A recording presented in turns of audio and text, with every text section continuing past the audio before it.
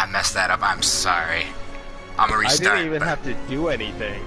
I know. What the heck? Hello, ladies and gentlemen, and welcome to a very special video that I'm doing with Chris and Ken. That's Ken. I am your host, Kenny Joe. Now, we're just theorizing. I need to pull up my chat because if the people actually watch, the people can join in. So, but chances are that's not going to happen. But anyway, the point of this video is discussing our thoughts, our opinions, our theories, whatever. And probably me getting mocked for my terrible fighting. You know it.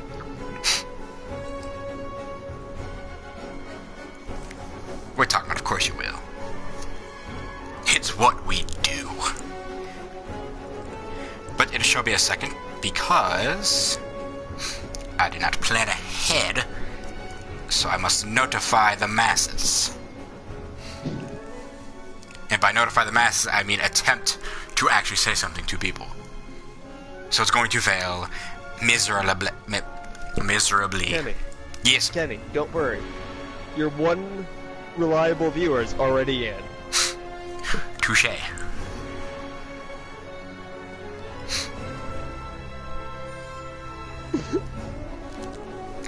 That's all good. The subs all that matters. I go to sleep to his videos every now and then. Get the view counts up. I feel honored.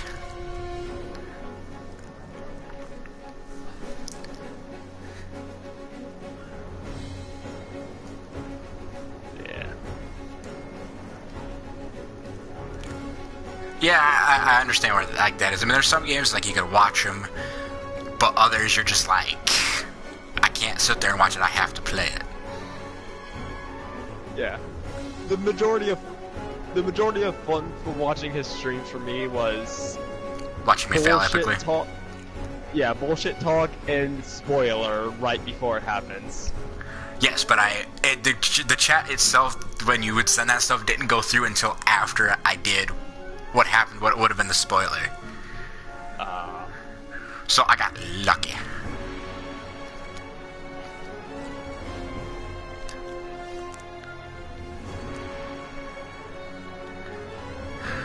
It does. You could start, I could start, it don't matter to me.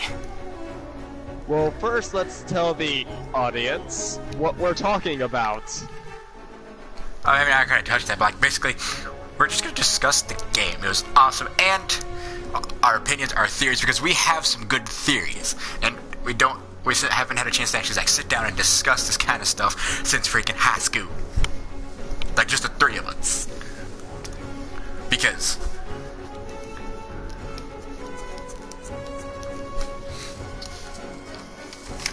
yeah, probably. Aaron.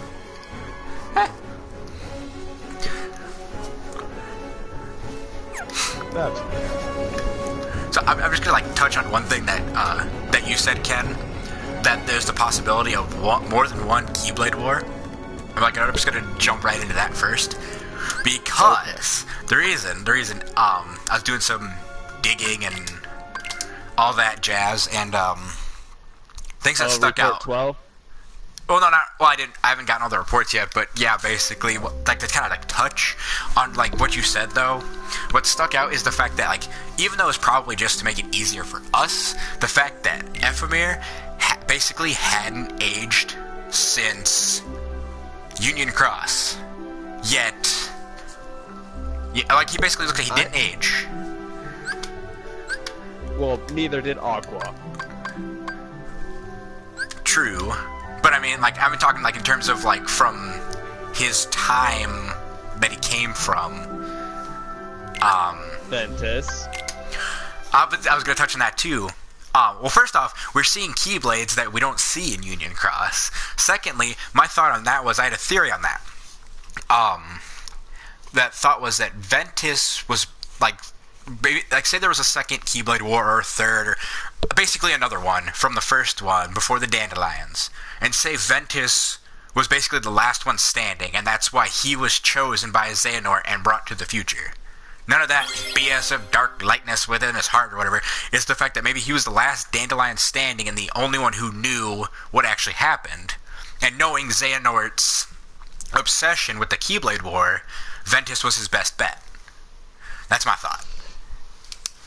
I think Xehanort definitely knew Ventus was from long before him, like the fairy tale age. That was certainly his obsession, but yeah. I mean, that's fair.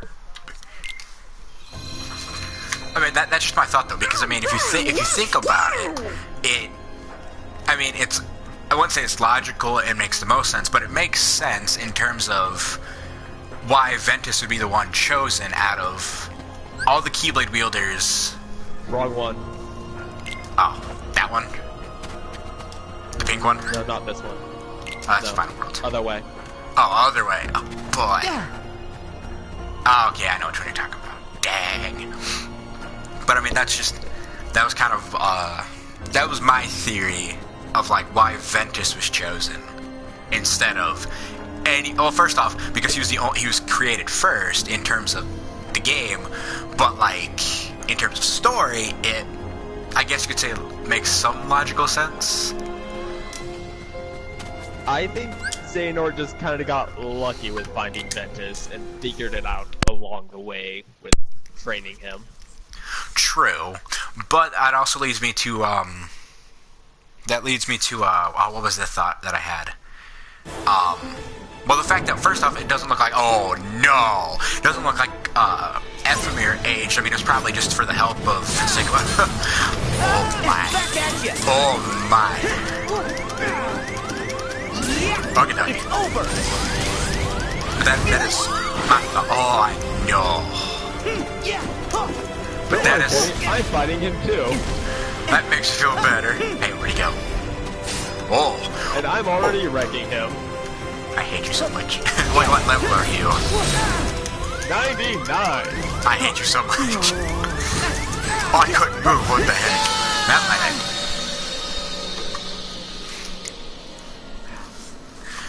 But, like, that was just, like, my thought as to, like, why...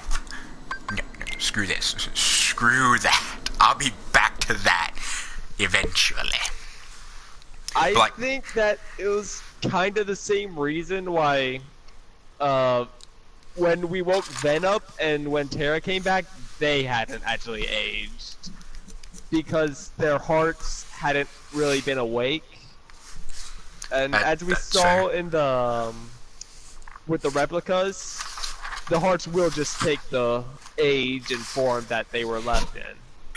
That is fair. But that brings me to another point with Union Cross is, in Union Cross, part of the story, I don't know if you guys have played up to the recent quest, but Maleficent not only is hunting for the box, but also the fact that some random figure that she can't see basically kind of told her of her fate, and it was told about in the Book of Prophecies. So it's like, someone had to do that. And we know how Xehanort has a knack for time travel. No, I'm assuming that's Mushu. Or perhaps even the virus that was mentioned. What was that, Chris?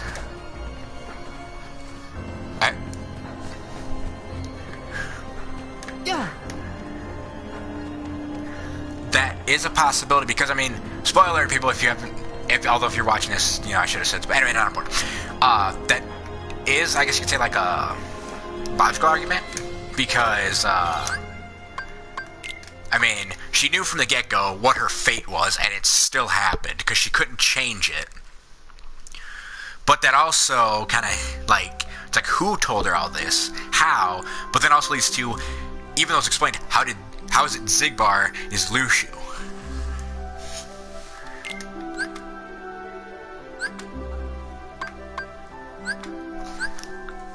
Like, I mean, I kind of guessed at it, that it was gonna be him, but I'm still like, how? I'll admit, I didn't guess Mushu was Xigbar. I definitely guessed Xigbar didn't die. But, yeah. But he did hint at, that he, what was it?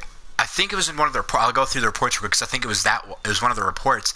But he did hint at how, or maybe I heard it from somebody. He found out that he basically found his downfall, and basically Xigbar was his last body. So I think he might have taught Xehanort how to do the whole body swap thing that he did with Terra to some degree. No, I don't think so. I think he just saw that Xehanort was someone he could manipulate. True, but at the same time, though, it's like...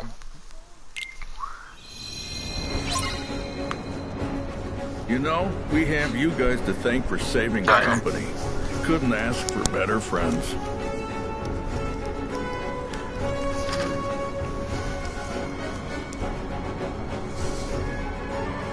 No.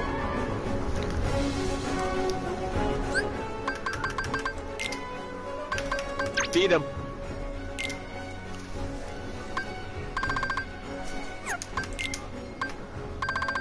So, kind of like...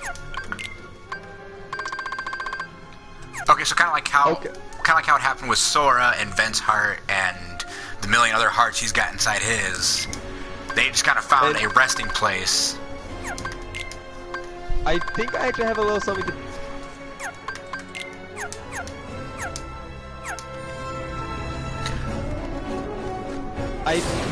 No. He clearly stated in one of the reports that he had to travel through different bodies and such throughout the centuries and all of that.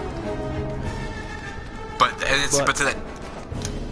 The crane might come in But that handy does if we need lead to get to back up. the thought of like... Well, then that would show that Xigbar's body is his last. Which, I mean, I guess wouldn't really make that much sense if he can have any body he wants.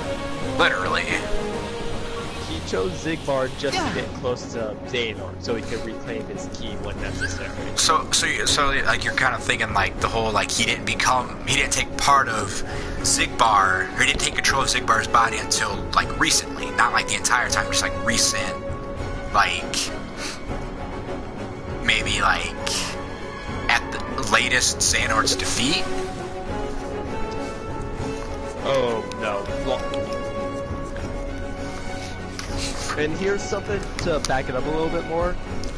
I'm thinking that the yellow eyes don't really show people being Norded, just being powered by darkness. True, because Aqua, when Aqua fell to the darkness, and her fall to darkness was pure accidental.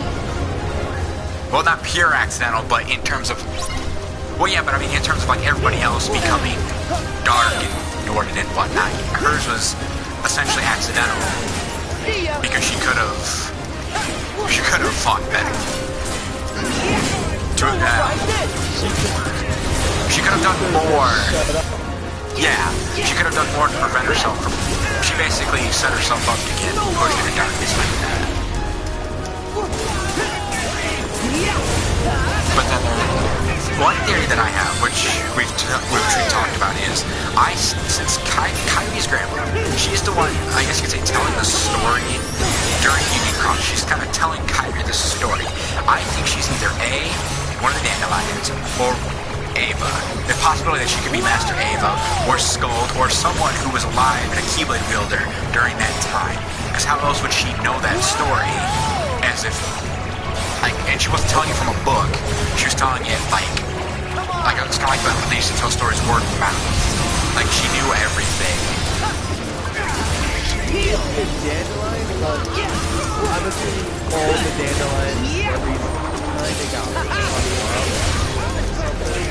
True. This subject X doesn't remember anything, and that's really a True, but I mean, like, well, the part with her being Master Ava was a theory before the game came out, considering, you know, Master Ava kind of MIA at the moment. But that was well, yeah, but, well, technically, yes, but they kind of showed up during that secret movie, too, minus Master Ava. Okay. I don't know if it... Yeah.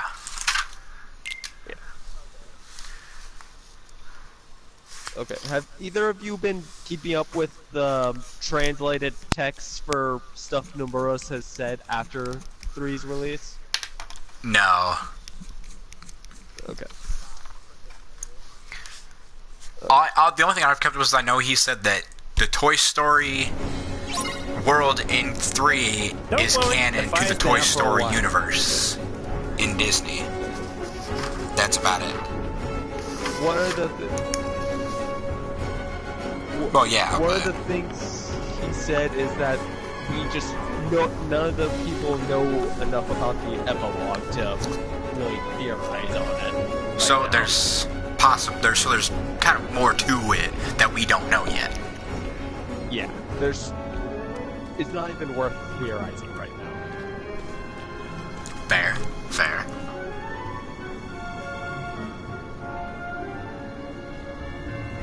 Oh, the whole like Final Fantasy Kingdom Hearts Verum Rex mix thing. That what you're talking about? The only thing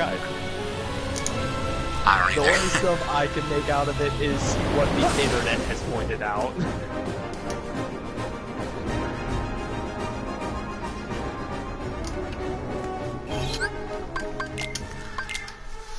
I want to know who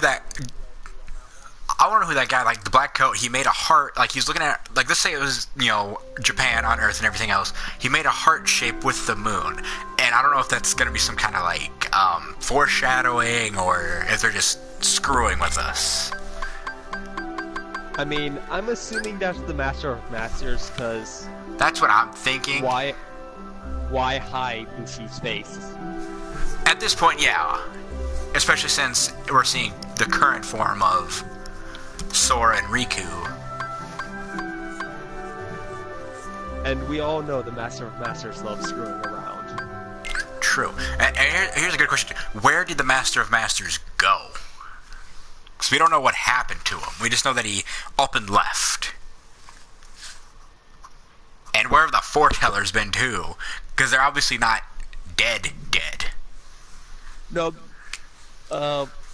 okay, this is what I was getting to when I mentioned Nomura. He did confirm that the foretellers time traveled there. Well, everybody's just time traveling now. Yes, but do you remember all the rules to time travel? Multiverse. You need a vessel prepared. Oh, speaking of that it's actually funny that you mentioned it because I had a thought to that, which I know we've talked about it before. What if the 7 lights, 5 of the 7 lights, are linked to the foretellers? Because if they have to have a version of themselves existing in this timeline, like in this time, and they're there talking to Lushu in the graveyard, I mean, unless they ditch their bodies, there's no way they could be there unless a version of themselves, like you said, which means I think some of the 7 lights are them.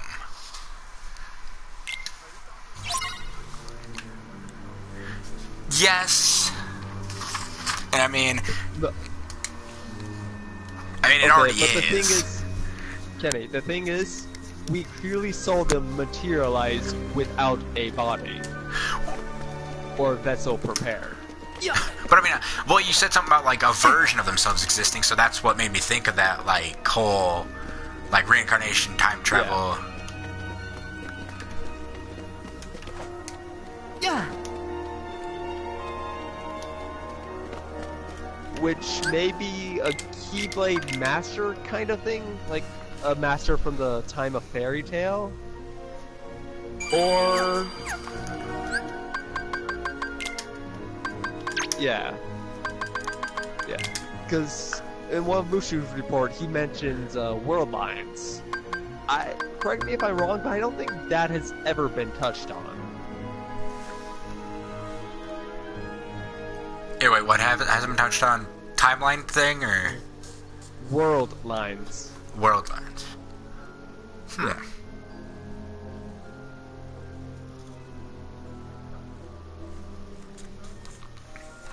Yeah.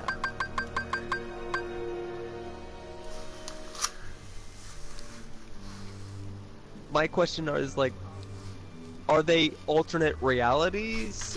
Like the lines that separate the world of sleep from the world of awakening? That could be a possibility. I mean, at this point, anything's possible.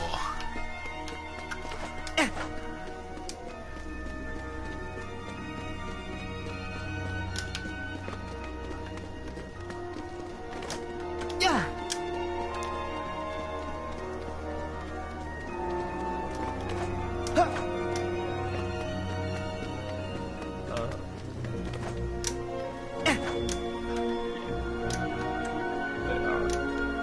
One of my questions is like, where did Sora go in order to save Kairi? Like, I mean that's fair, but I'm actually like, I hope like they answer that. I hope they answer it in some form of DLC, even if it's just like a little clip of Sora doing so. I do know one of the DLCs is gonna be about how Xion got there. What? Yeah, because I mean, I think they said she was they basically did what they did when they first created her. They made her a puppet, but at the same time, the thing that gets me about that is actually, I'm glad you brought that up, King. 'Cause the thing that gets me about her is, even though she was existing now, Axel didn't remember her until he saw her face, and that didn't make any sense because when she disappeared, they forgot her. But once he saw her again, it's like, oh wow, you know, remember. It's like, why wouldn't you remember her the second she came back, whether he saw her or not? Also, how the fuck did Sora know who she was? Exactly. I'm really hoping Xion wasn't the third heart inside Sora. That wouldn't make any sense though, because she was just a replication of Sora's heart, basically. But she did develop her own heart. True, but they never showed Sora retrieving it or getting it out or it leaving him at all. Yeah, like they did with Roxas. Yeah. Speaking of Roxas, how did he get to the Keyblade Graveyard Yen Sid style? I'm assuming Enzo or some fucker just had a gummy ship with his replica in it, like, come on, Sora. Come on, let him go.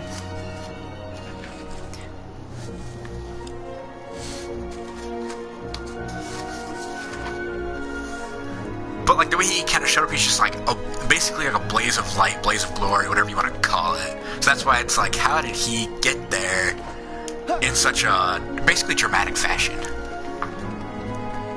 I mean, it was so dramatic. And it was nothing less than he deserved. Exactly.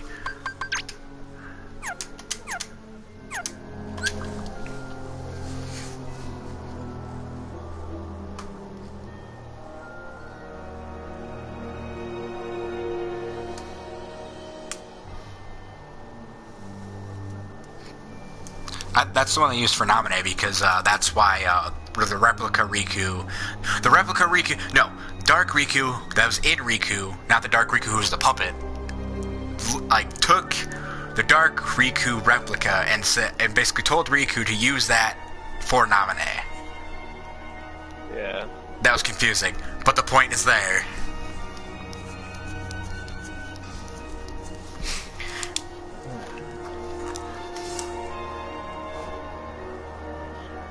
He just like a blaze of glory. There he was, which also. Well, yeah. That's the one that Demix dropped off to. I suddenly forgot his name. Yeah, that at least at first because he dropped it off, and I thought, okay, maybe it's just there so Demix could show them, hey, this is what happened. Hey, this is what they're doing. But then Roxas shows up.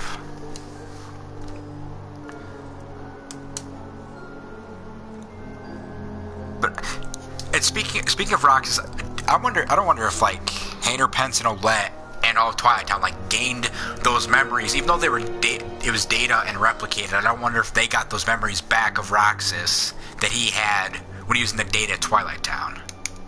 I mean, their real life versions didn't have any memories of him. Just kind of the heart feels. True, but at the same time, you know.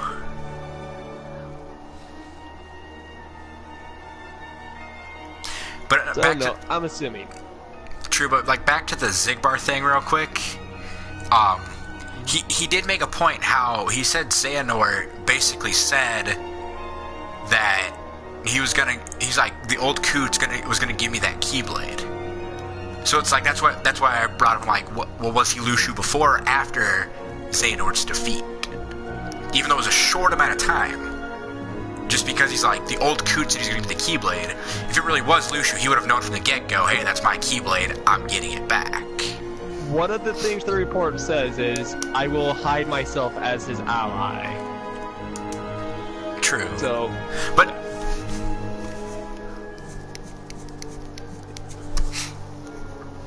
well, yeah, but I mean, like, he wouldn't have really done that for Sora. He would have just said, well, he wouldn't have, yeah, you're probably right.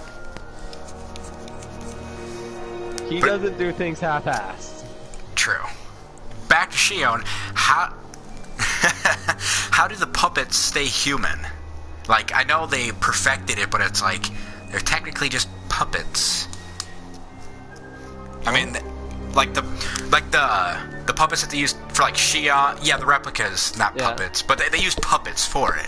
It's like, I know one of the reports hinted at it or told about it, but it's like, it's still confusing. So it's like, they're not technically human.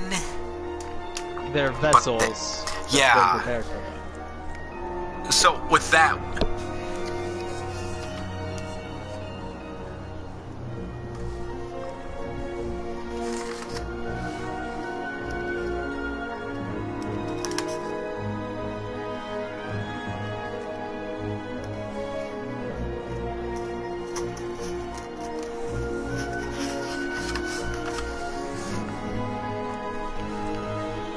question, would they age? Since they're supposed to be, basically. And then speaking of that, do nobodies age? Since we're on the age topic, do nobodies age? Because... I'm assuming so. But, like, the reason I ask that is because if you look at Larxene and Marluxia, they've been around since Union Cross, and we don't know when they became nobodies.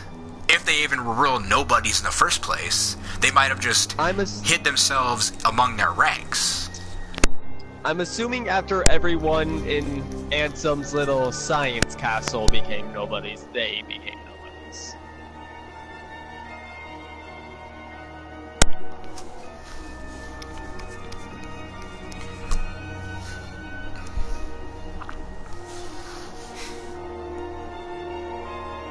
That's actually a very good idea. Yeah. Because that would explain why they look like they did in Union Cross.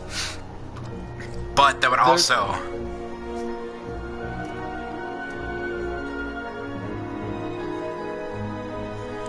I think so too, because she said, she's like, I have a secret, and she told Sora she's not going to tell him. And that's the only secret that I can think of. Yeah. The more I... Yeah. So it's like, what happened to them? The translation was, I'm just following him, hinting at Marluxia. So yeah, they're a thing. Yeah. They're a thing. Yeah. Okay. Now, there is actually something I wanted to bring up about the foretellers that you reminded me with the mansion. I think, that Brick Era, I don't think he's a unicorn foreteller. What do you mean? I think he's an Abarax foreteller. Abaraxan. What's that? I feel like I should know what that is, but... Pretty much a winged unicorn. Because why kinda not? like Wings make it everything cooler. So, kind of like a Pegasus with a horn. Yeah. And if he is, then does he have anything to do with the old mansion? Because it has statues of Abaraxan in there. That's actually Or perhaps descendants of him? That's pretty sound. That's actually pretty sound. That actually would make sense, though, because he doesn't strike me as the one who's more like he's willing to fight, but he was trying to keep peace. Yet I don't know much about Abraxan, so. I mean, none of them really follow their creatures too much. Yeah. Well, but then, that you brought that up. Yeah, but That's that fine. Yeah. I can't get into the mansion in this one anymore. Never mind. I was about to go to Twilight Town and. Yeah, I had to look up some old Kingdom Hearts 2 photos to confirm that.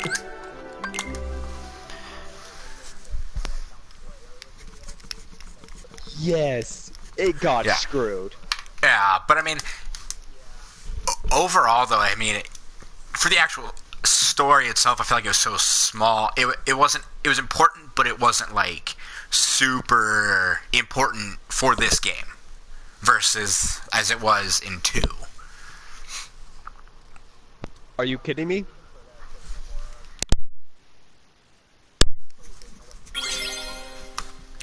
Yeah. Oh, you love the ending? Yeah. Yeah. Yeah, that I mean, but it was also kind of like it's just like your typical villain redemption arc or villain redemption type things. Yeah. But yeah, I agree. I think he was trying to pull off a Star Wars with that. We all know he loves Star Wars. I'll give it to him.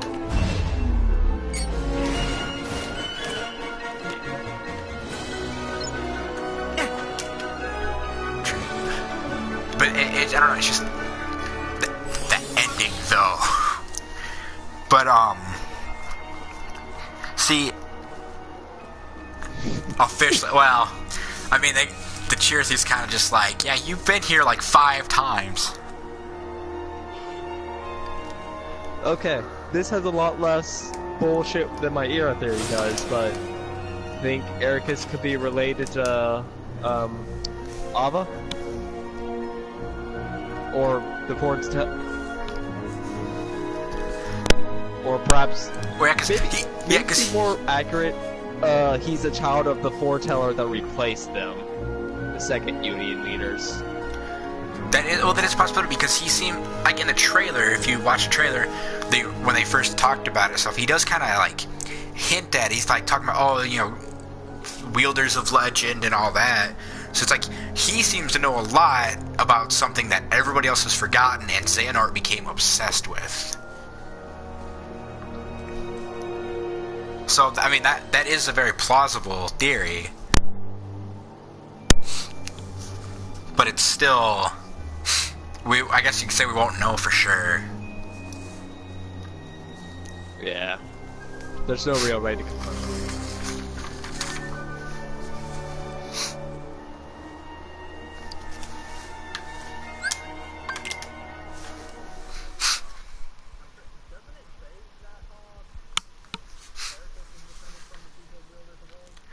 That I don't know.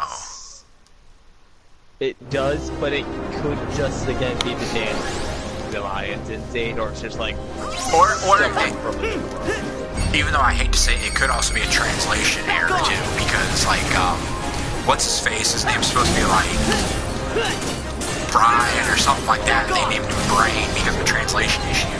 So I mean it's a stretch. Well, yeah, but it's a stretch, but I mean, you never know. With Kingdom Hearts, you never know.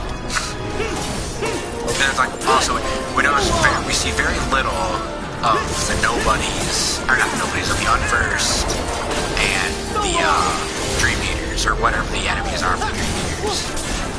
We see very little of them, even though they the Nightmares, even though they kind of play an important, I guess you could say an important role. They're kind of lost to the area of sleep, the realm of sleep, though. Well, yeah, the Nightmares, yeah, but like... Yeah. Go get him! Back at you! Master of Master. Speaking of Master, well, I already said it, like I said, where did he go? Heal! I already said that, but Yeah, bro. Like, million-year vacation. A lifelong, like, vacation. Yeah. Take this. Yeah. See, and, Yeah. Three like this. Yeah. Yeah. Nomura's the master of masters. Confirmed. That'd be quite a plot twist. I have a theory on what Kingdom Hearts may actually be. Actually, if you say space station, I'm gonna come to your house and kick you. No. Close though. There. Okay. This is ignoring the reign of fucking darkness Kingdom Hearts did. I have no clue on that. That makes no sense in my theory. But it may be... I know what got him. And my thought is it may be a weak spot in the walls between worlds, the world lines. And it should be something that will allow a master to bring a large group through, such as dandelions. And when they came through that, they came into a world of darkness, spawning the legend that Kingdom Hearts gave birth to light. Was the first light. It simply was a gate that allowed them to transfer from there. So kind of like a portal of sorts. Yeah.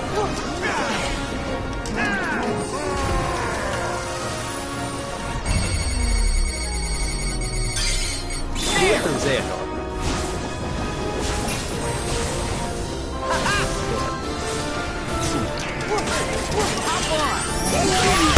Xehanort's the portal. Well, but the point is, like,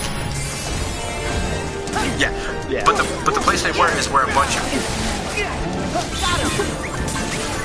but like you said, it is one of the, it is a place where like thousands upon thousands of Keyblade wielders reside. So I mean, I see where Ken's coming from because if you do add to it in terms of oh man, I just wasted a coup. I'm going. Here we go. Just remember, we know practically nothing about world lines. True. The only thing we really know is that there's something only Keyblade Masters from the time of Fairy Tale. Yeah, I know. Here we go.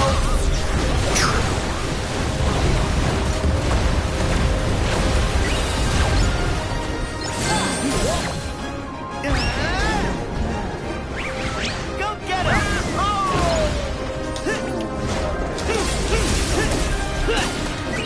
Yeah, so long.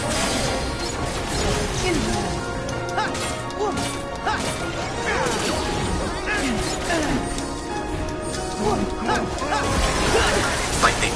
Yeah, like this. Oh, okay, so I think it's sense. Like, basically they kind of created it or made it appear as it does because of the big fight. Like, Okay. Go ahead.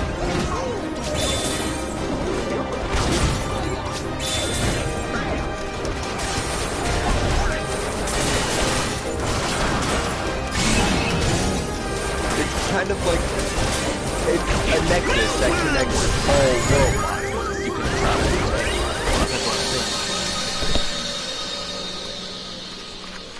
okay. Yeah. That's fine, that's fine. But for it being like, I think it was there before the original Keyblade War that we know about, because the Master of Masters and the Foretellers, Mushu, all them talk about it like it is a known thing that is already exists.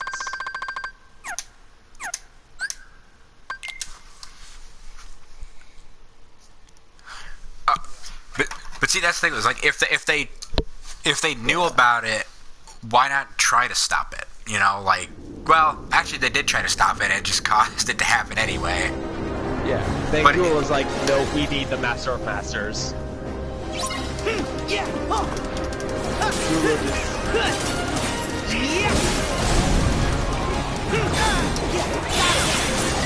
I'm pretty sure Nomura's rewritten Kingdom Hearts a few times. Well, Sora's supposed to originally be like half lion or something. So I mean, I have not heard this one. you have not heard that? The original concept for Sora, like, basically he looked like he was half lion, like he had like the tail and all that, but like he still looked like Sora, both like lion's tail and like a few other things. So he looked more like a Final Fantasy character. But he looked like he belonged in Final Fantasy.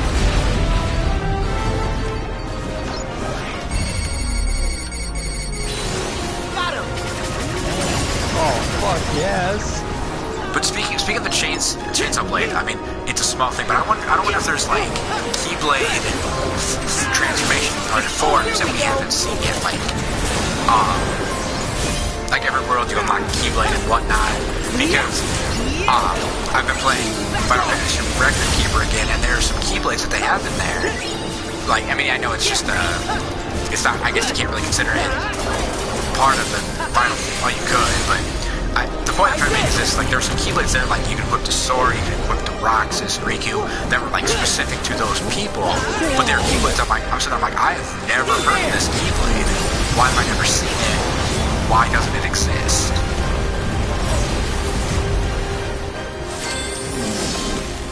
Together.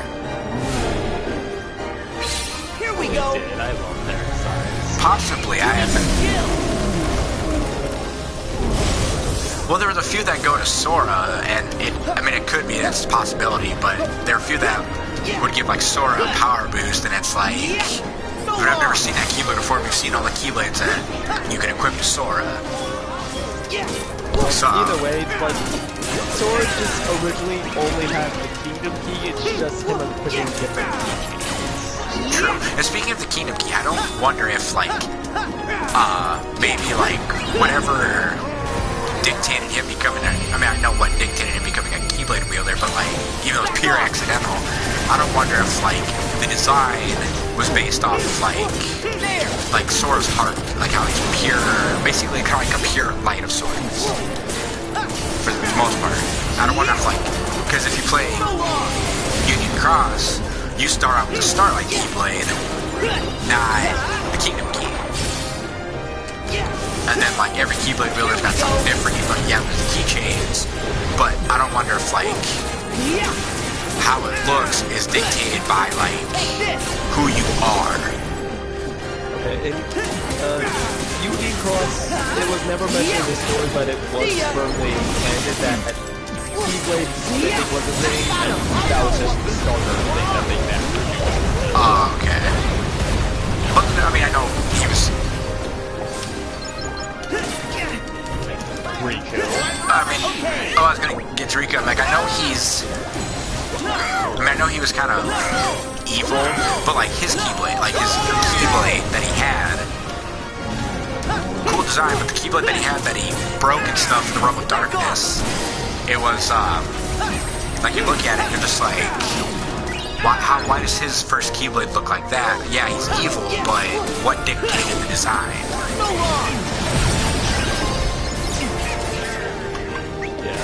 Fair enough. But that leads me to my next... But that leads me to my next question, though, in terms of, like, with the whole Keyblade smithing.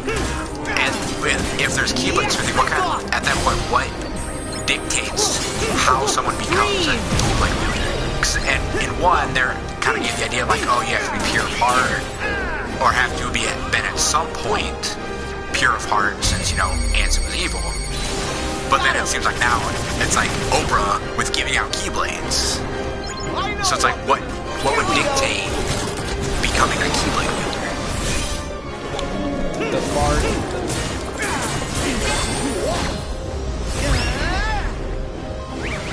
Go get him! Yeah, I think the thing is, there was a set down in Birthright League. I haven't played that game, but yet touching Keyblade Master's hand, you can feel the Keyblade. Well, that's the vibe that I got at first, or like they passed it down. Oh, okay.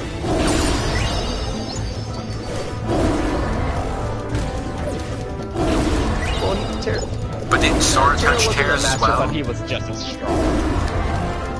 But didn't Please. that gets maybe. But back to like what Ken was saying is like didn't Sora touch Terra's though accidentally, which is why he kind of became a Keyblade wielder. I don't think Sora ever did. So long. There. I thought he did though. Yeah,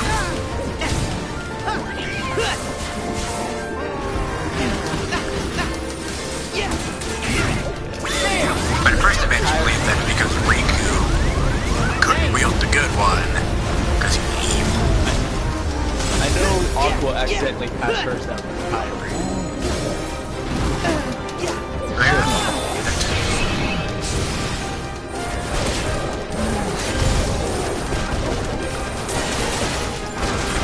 Okay, so that would explain how Kyrie got the Keyblade. Here's a question for the ages. Who trained Master Yin Sid? There we go, yeah.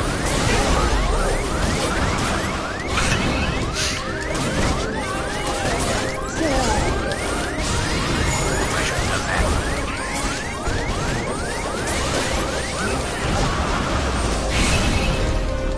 Or maybe he even became one by accident. Together.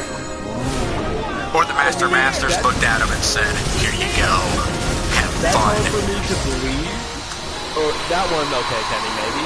Because Yensid still canonically trained Donald and Mickey in magic, right? Yeah, and he's the one who trained Mickey, I think, in Keyblade. Yeah. So doesn't that mean Yensid probably knows Zeta Flare or better? And Mickey was just did Ultima without any fucking build-up? Yensid's a fucking master of magic. Yeah, exactly. Or it's like you look at that. Learn from Yensid. You never listen to him. Yeah, freaking. Yeah, I was about to say that. Donald's been holding out on us. I mean, at least they made him have a chant for it, so it looks like it takes a shit ton. True. It's his trump.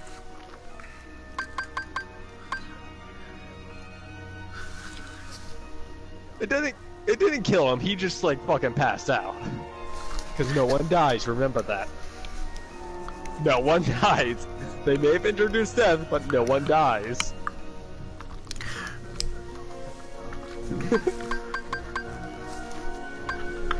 Oh my god, yeah. How many times did Sora time travel? Well, I think it was just twice. I think it was twice.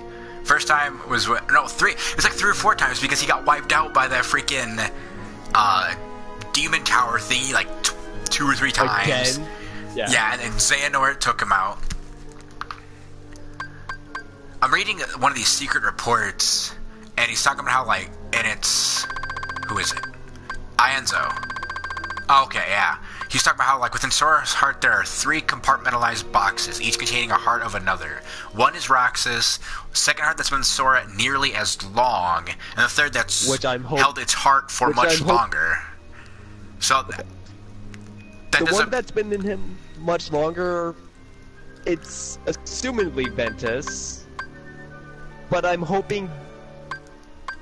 what I'm hoping is Ventus went along with Roxas when he became a nobody, and then returned to Sora, so he's the second one that's been there nearly as long. But then what about the third? Not Xion. But what about the third that's not held... Xion. No, but it says that it's held its heart for much longer. Yeah. Which means it was before Ventus, before Roxas, and obviously before Kyrie's, because Kyrie's heart's no longer within Sora. So it's who is the third? And why wasn't the heart released? It's like, why wasn't the heart released at any point in time? Because Sora released Roxas's, and as it said, you need a vessel for one, and 2, you need a trigger to release them. That's why Roxas only came when both Xion and Axel were in trouble.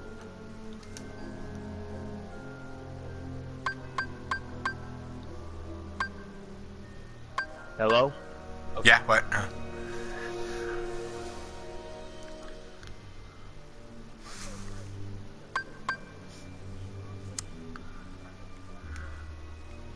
Like, I'll freely admit, I love Xian. I acknowledge she was just a shove-in, but I love her.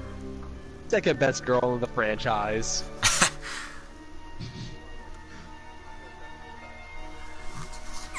I mean, after this game, no. She was the waifu for the depressed people. She tried, though. Yeah. She tried. Yeah. Alright.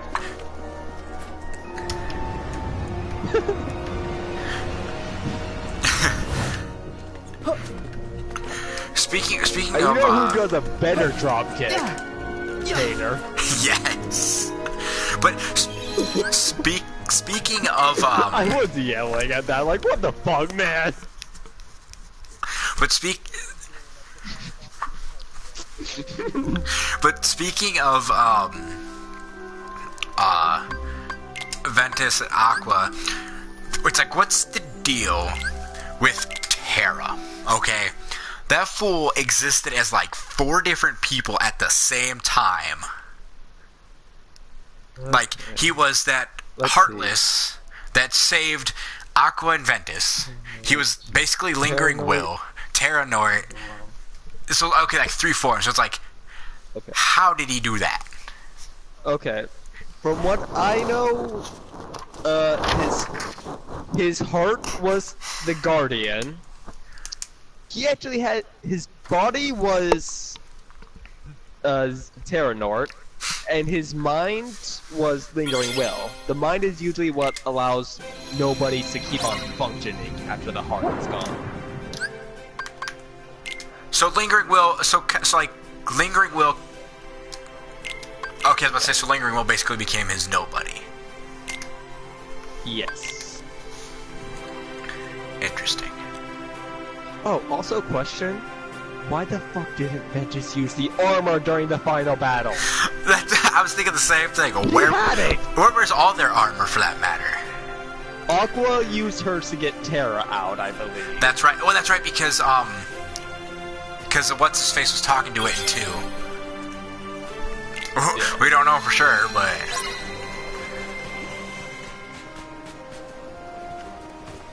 fair enough. He really is. Okay, I believe you. Yeah.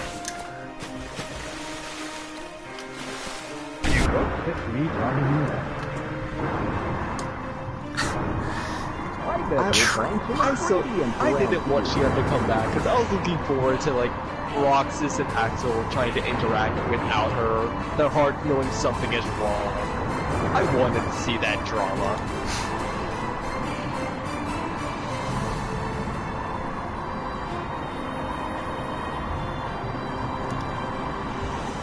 The third vessel become who?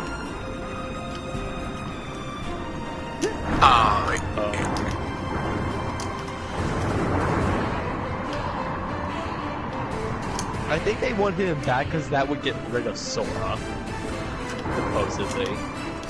Yeah, that would make their jobs a lot easier.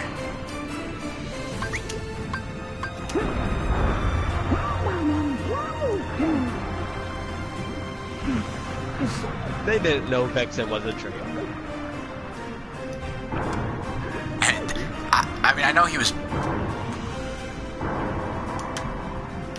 Yeah, because I mean, I know they didn't really say anything. I know Demix was benched, but they didn't really explain why. I mean, we know he's kind of useless, but there still has to be a rhyme or reason for it. No, like, he was just one of the weaker members. Well, they wouldn't have brought him back in the first place anyway. They brought him back because he has something to do with the ancient Keyblade. See, and that's another point I was going to bring up. Him, Luxord, Larxene, Marluxia, and then, like, I forgot who the fifth guy was. Fifth person. Vexen. Did I say Vexen? The point is, Vexen was just one of the researchers. He has nothing to do with that. Well, anyway, the point is, the 5 of them were, like, Zebna said that they were, you had hidden Keyblade potential. And it's like, what does that mean? And I hope he I hope they directly said explore that. Ancient Keyblade Legacy. Well, yeah, but I guess I hope they explore that a little more because it's like got some questions Yeah, we there. need that explored. Well, not maybe like with Larxene and Marluxia, but Yeah, they're already in it, but it's hard to imagine Demyx as a Keyblade wielder.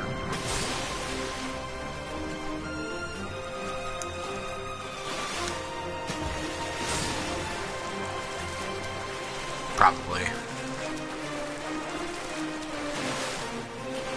I mean, logically and for story, it would make the most sense considering Demyx is like the most useless organization member. But dance. Dance, water, dance. You want the Oh, sorry, bad air neck.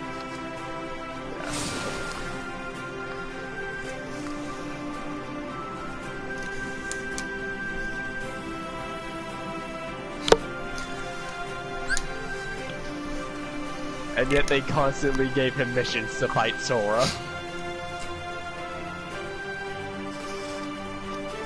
But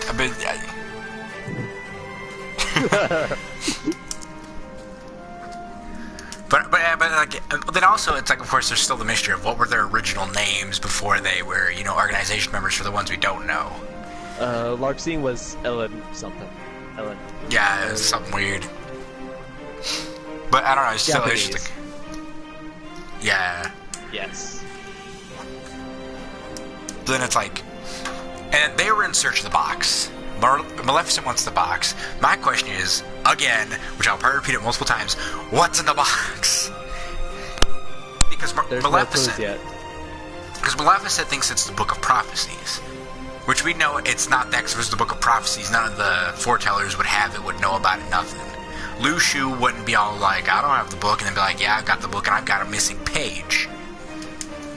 So Does it's she think it's? she Does she think it's the books? Because Yeah, she she mentioned the thinks- book separately.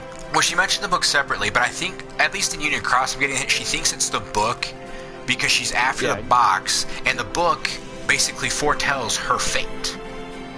So that's why I'm thinking she wants the book because she wants to know her ultimate fate so she can prevent it, or try to prevent it.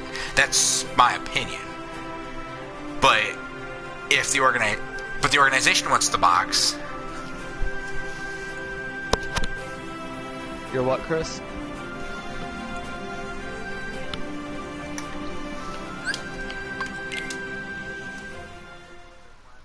okay, so kind of I like will be annoyed. Yeah, I would be too, but so it's kind of like a Schrodinger's cat of boxes.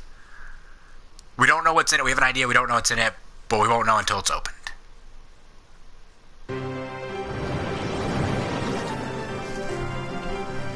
But why would you need such a big box, though? It's the Master's body. Yeah. Go! The inner... SpongeBob, you can't look in this box. The inner machinations of my mind are an enigma. But still, so it's like... You were saying? I was just complaining about the chat. So long! Ow. There!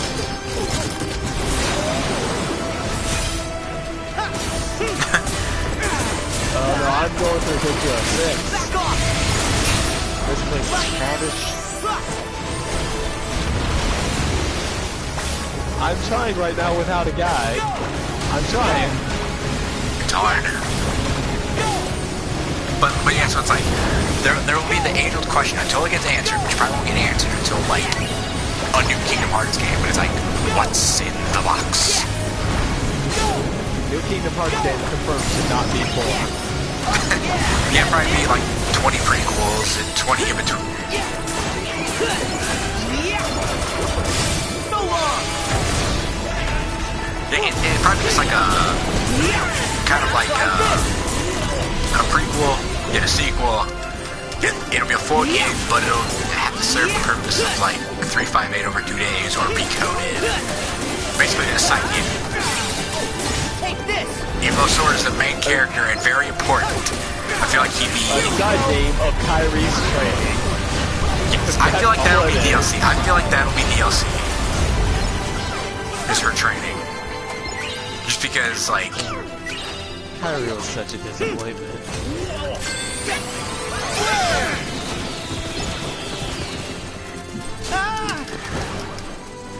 I'm surprised they didn't do more with her, aside from the sad death. I mean, She just returned to Kingdom Hearts 1 Kyrie pretty much. yeah, she was like she was there, but she didn't have a full purpose yet. She Well, was motivation. She was motivation, that's it. Dream. Try this. she went. I do too. I mean, she had one, but I think it was just. I mean, at least from the standpoint of being a guy, I feel like writing for a female character is difficult, depending on what you're aiming for. Like the good guy female, I feel like that's hard to write for anymore because it's all the same. Because At there's the very least, I just wanted to see her be confident. Here we go. fair enough. That's fair. But like in terms of like personality, I think it's hard to do something that doesn't seem like it's been done a million different times the same way. Just because nobody knows how to write for a female hero. Depending on like what they're aiming for.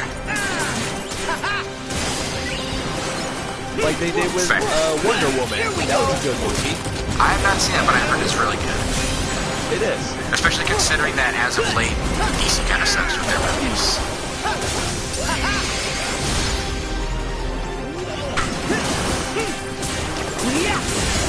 Here we go. I mean, it's. I don't know we're going off the tangent, but it's more of the fact that it seems like they have to reboot and get a new character like every 2 movies. Like how many Batmen are there? How many Jokers are there? How many Supermen are there? It seems like every 2 movies they're rebooting everything because no actor wants to stay on for more than like 2 movies. That's basically my reason why I'm not too big into like the DC universe anymore.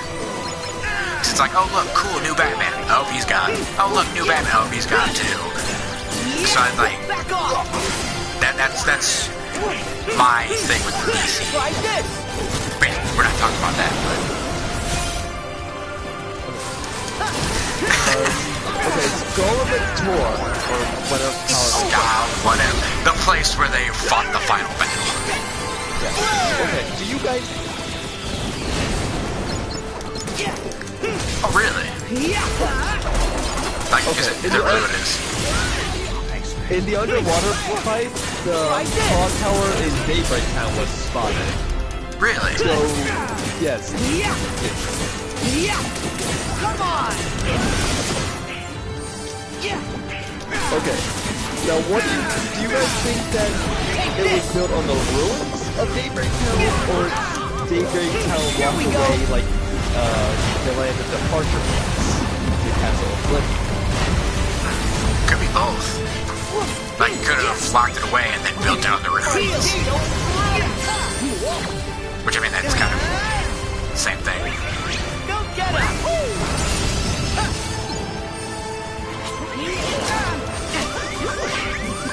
Nice.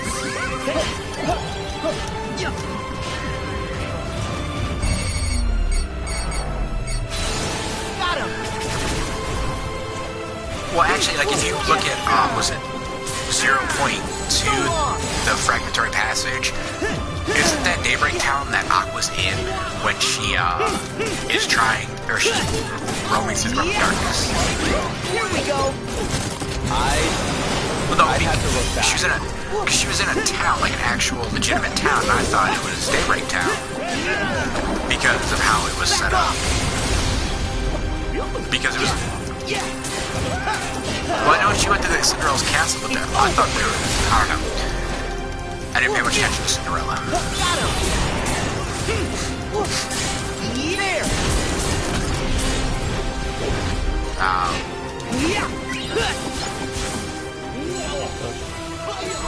Okay, that. Oh yeah, so I know where.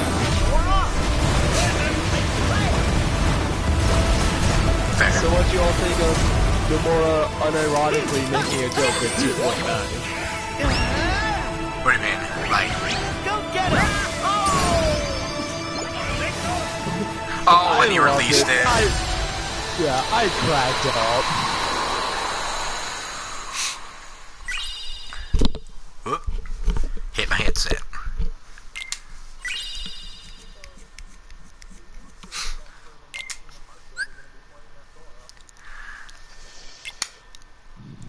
Depends on what happens from then to now. There is so many options opened up to us now. True. I gotta say multiple.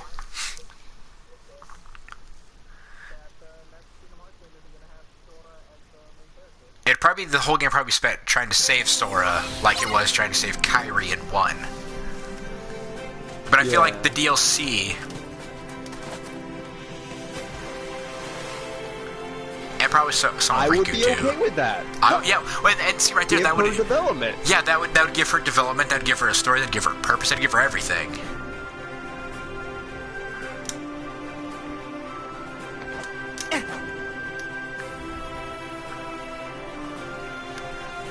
Yeah, so that. Yeah. Well, Yeah, I mean, I'd be that's okay already with that. confirmed. I mean, I'd be Yeah. okay with that. But yeah, I feel like that's the next step. But I feel like there'll be DLC to at least explain what happened to Sora, like in depth. Okay. Okay, I can explain some of that from what the internet pieced together. How much do you guys know about the game of The World Ends With You? A little. I've heard of it. I'm not too familiar with it. Okay. Here's the core. Okay. Here's the core premise. Go ahead.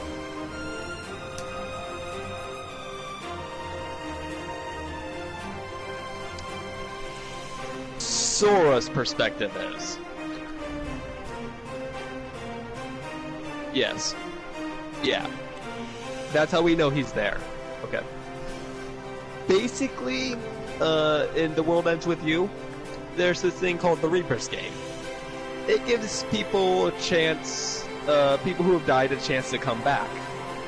There's an entry fee for the Reaper's Game, whether it be the memories of your friends, yourself. There's a price to pay for it.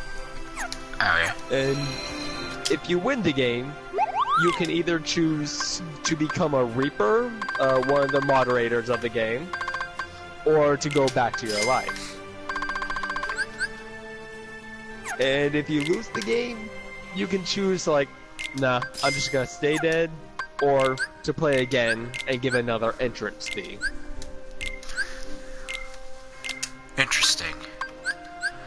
The ones who run it are pretty much 2 angels for every district.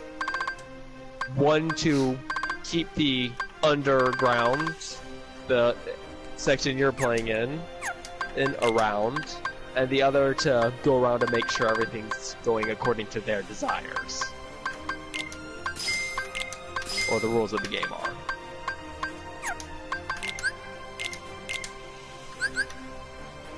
That's it.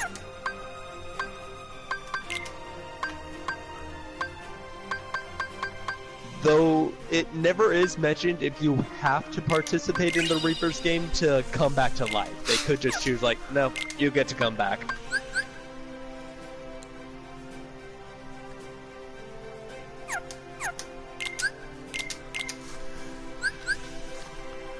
So you're thinking? Okay, so you're thinking that probably like the next point or whatever, like. It's the next step in Sora's story. That's what we're thinking. Okay, but that wouldn't be until after we see how he gets back. Yeah. Interesting. Well, no, he's already.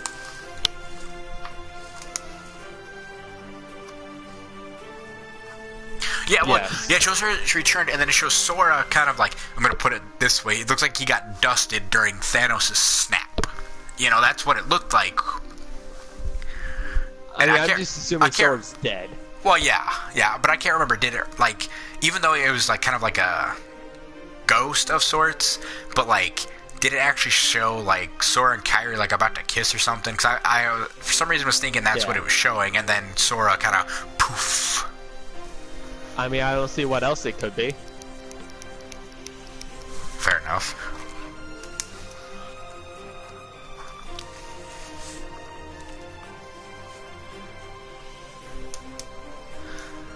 I hate the Abyss. Yeah, I think Better so. put this in the mail. I mean, it's never specified. Wonder what it's good for. He just abused the forget to power of mail that waking to off. go get Kairi, and now he's gone. Young Xehanort did warn him about that. He was.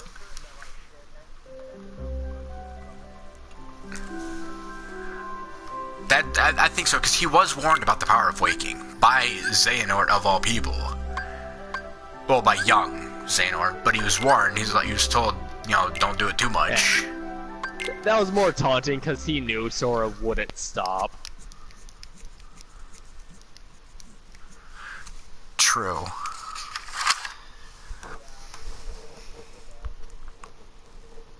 Well, I was just in Pirates. I thought of this. This is kind of. It's on topic, but it's off topic of what we were just talking about. It's just more of a joke. It's like Jack Sparrow, Keyblade wielder. Because, because like in 2, they're like, because Jack His wanted the would be the Keyblade. most dysfunctional fucking key. Yes, it would. But he did want Sora's key in 2. But like Donald did say, hey, maybe Jack could be one day, you know, in 2. But there's just something like little fun that I was thinking of. Well, yeah, but that doesn't mean it can't, you know, be actual thought out. As considering we've got like 50 million Keyblade wielders again. I want a continuation of Sephiroth vs. Cloud.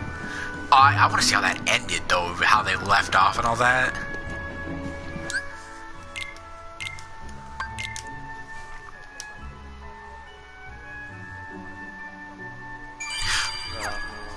Maybe.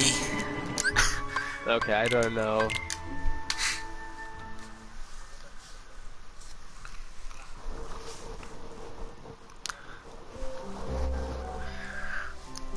Fair enough. Or maybe they just took the battle elsewhere. But, and speaking of taking things elsewhere, you might be able to answer this, Chris, because you played Birth by Sleep. How did young, or it might be able to in general, young Xehanort end up back on, or how did he end up on Destiny Island in the first place?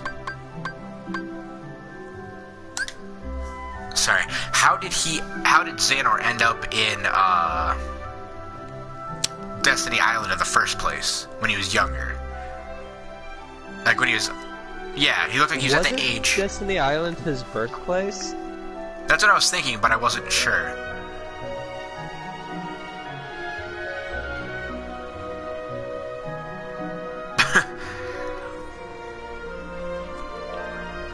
Okay.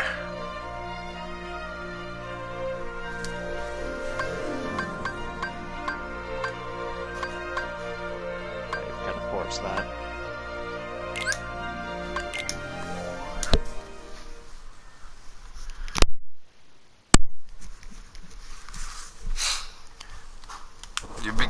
I mean, I figured that was his birthplace, but still, I was like sitting there like, because they referenced it or talked about it.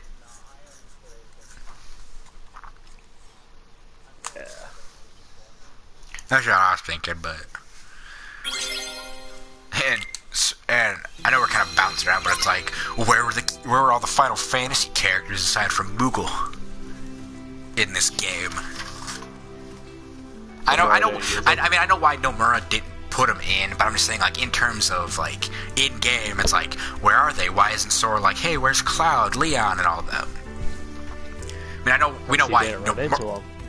Well, yeah, but it doesn't mean he can't be like, well, where are they? Or he didn't ask Riku because he knew Riku was at.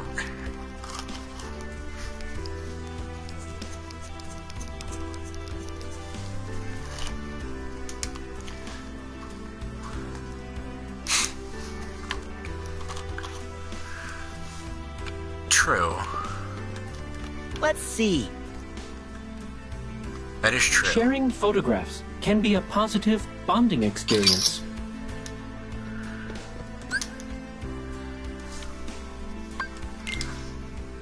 Fair, fair. And there's nothing stopping them from introducing the rest of Final Fantasy IX since Vivi's already in there. Though it was never explained what happened to him in this one.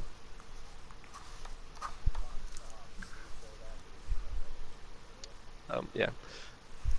Nothing to stop them from bringing along Final Fantasy IX since Vivi's here, but it was never really. Sora, you're heading off course. I put It was up a never virtual explained what boundary in the exactly city limit.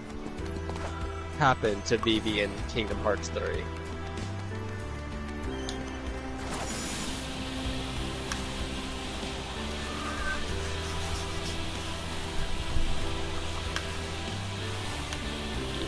Yeah.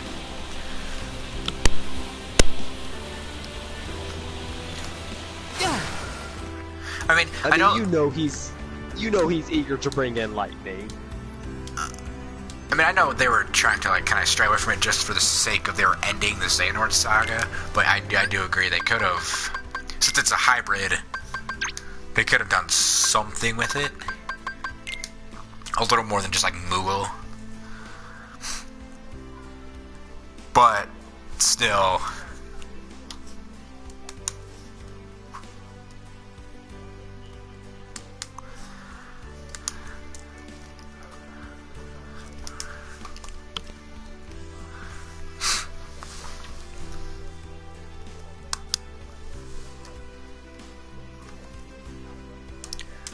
Yeah, yeah, there is. Yeah.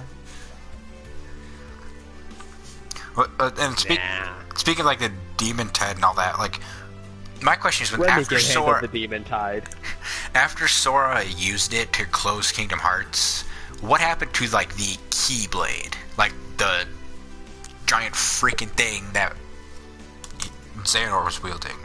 Like, is it one of those things that just kind of only appears when necessary, or is Sora now able to control it?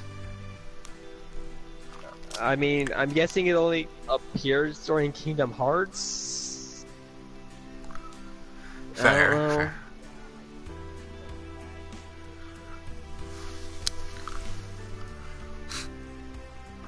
Because I know it disappeared in Birth by Sleep because it wasn't completed. Yeah, it wasn't completed there, but it was completed now. That's why I was questioning, like, I wonder where it went. And speaking of Xehanort, I know we're kind of jumping all over the place, but it's like, I think we've already talked about this in this Zoom, but like Lucio is essentially Xehanort's master, right? That's the conclusion we came to. Right? No, Lucio, it's clearly stated, like, when he says get near Xehanort, it's like finally time to get near my Keyblade, watch it over. Well, yeah, but I'm just talking like in general, like if it was him or if like someone Lucio else. had nothing to do with teaching him or manipulating him. He was just waiting to get his Keyblade. Okay, but then that directs to another question that I have is like, did they explain in back cover like Lucio's true purpose? Because he was talking about it, but he never really said what his true purpose was other than to protect the box.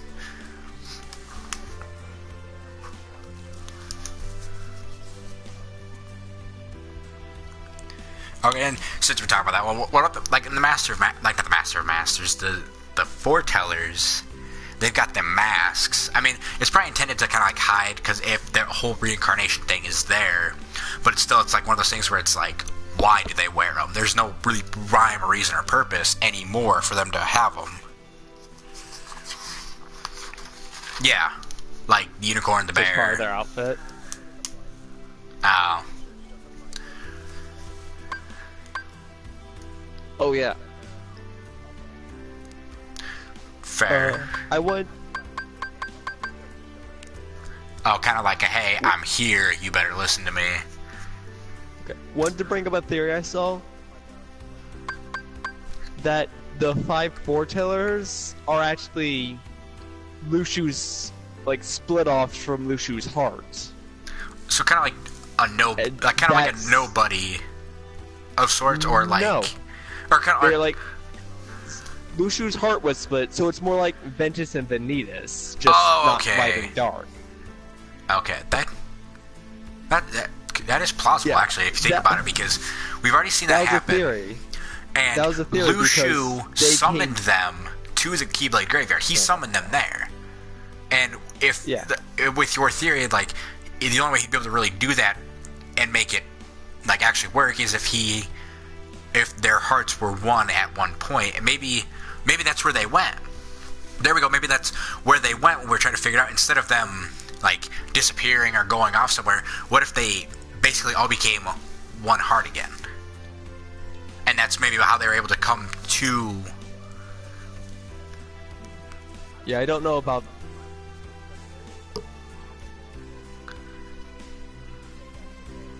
She just chose not to come, as he said.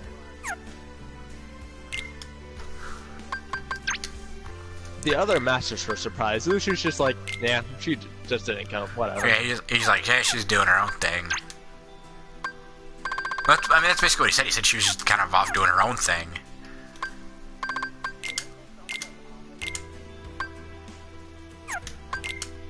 Yeah, she was. Well, wasn't the other ones? Well, they said the other ones wasn't their task just to kind of let it all happen. And she was the only one given like a spare. Because she was the only one really given like a specific task. Leopards. Bear.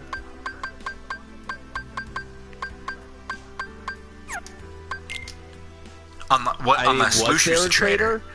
That's what they thought, but unless Lushu's the traitor. And they just assumed it was one of the fives because Lushu wasn't an official part of their group. He was a part of their training, but he wasn't an official leader. Maybe that's why. Maybe they didn't suspect him because of that. I don't think so, because when Ava came in, yeah, I think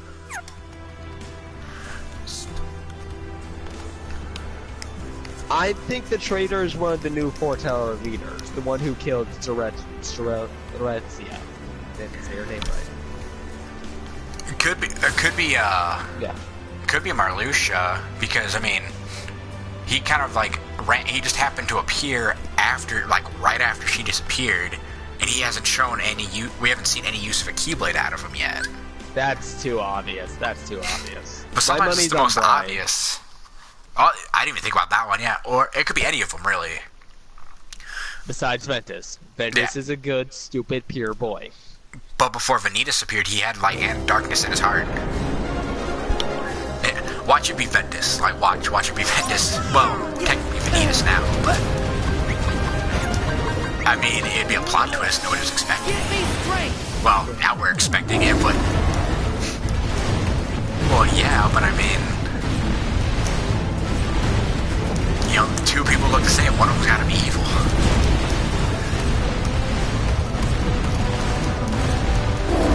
Jesse McCartney's gotta be evil at some point.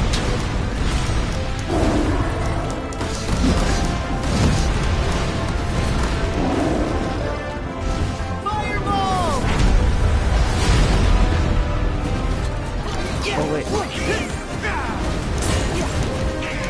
Neither can Subject X. But what if, like Chris, you brought this up earlier before we started, what if Subject X is Streliza? I mean, it's a stretch because she's dead, but like, what if like Ansem found a way?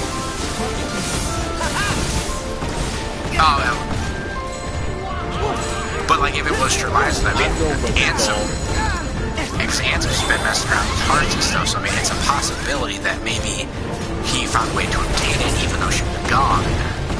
And I don't know, there's infinite possibilities on, well, not infinite, but possibilities on who it is, because it's female, and we know of 3 females that are key players in Kingdom Hearts from the time of Union Cross.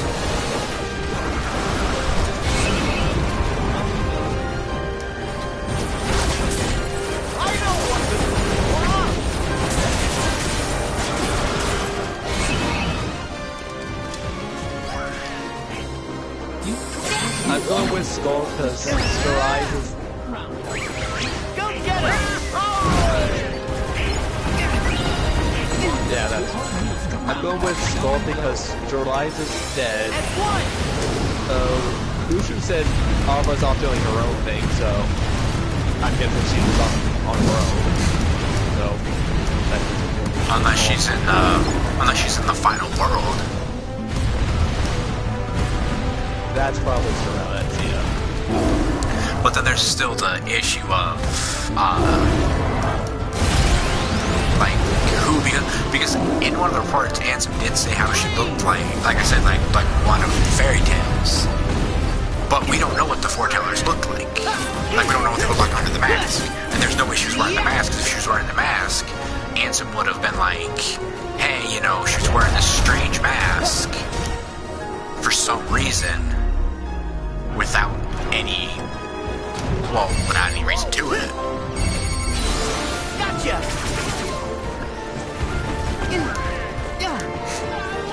So, I mean, it's a 50-50 shot until we know for sure, or get at least some hint at it.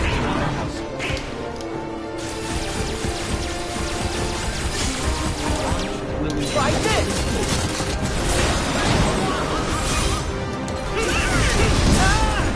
Back at you!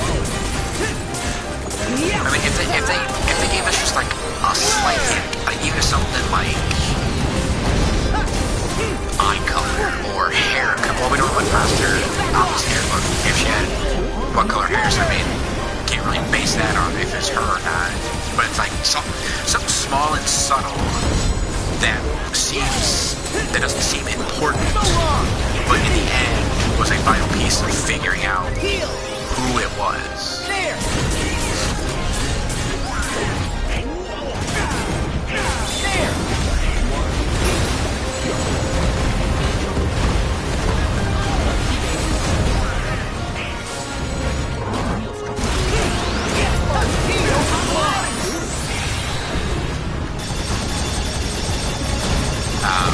I mean, she shows up like right after the Keyblade War, but at the same time,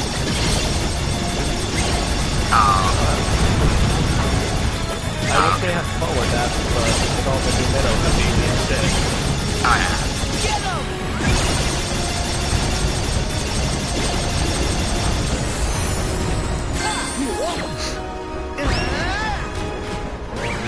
Go get him!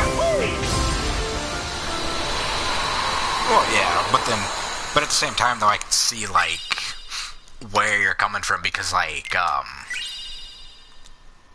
feel like some of the story, like at this point, I mean, personally, I think the story's still good because it gives a lot to us. But I think at this point, like up to the release of Kingdom Hearts 3, I feel like some of the story that they gave us, they kind of rushed it just so that way we'd have some stuff to kind of answer a few questions going into 3. But it didn't really answer enough, or even give an honest, straight answer. Yeah, I definitely felt. Come on, fellas! That didn't answer everything we wanted. Because the story in Union Cross isn't even over yet. It did. Well, yeah. It was more focused on wrapping up than answering stuff. Like Aqua's line, Terra's line. Well, yeah, but at the same time, though, it's like, will Ven's disappearance and Jump to the Future be referenced? But like with Union Cross, there's still like, I guess, like more, like not, like there's a lot of stories still to come. So it's like, how much more can they give us?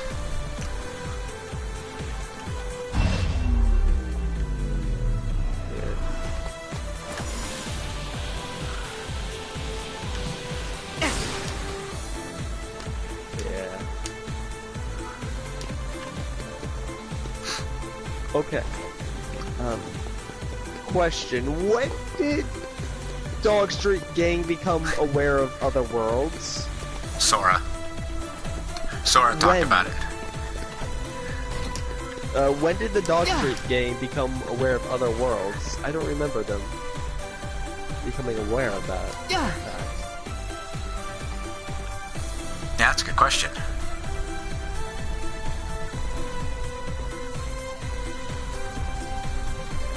Because Sora kind of hinted at it when they found out. In 2 when they found out about the, I guess you could say the other Twilight Town.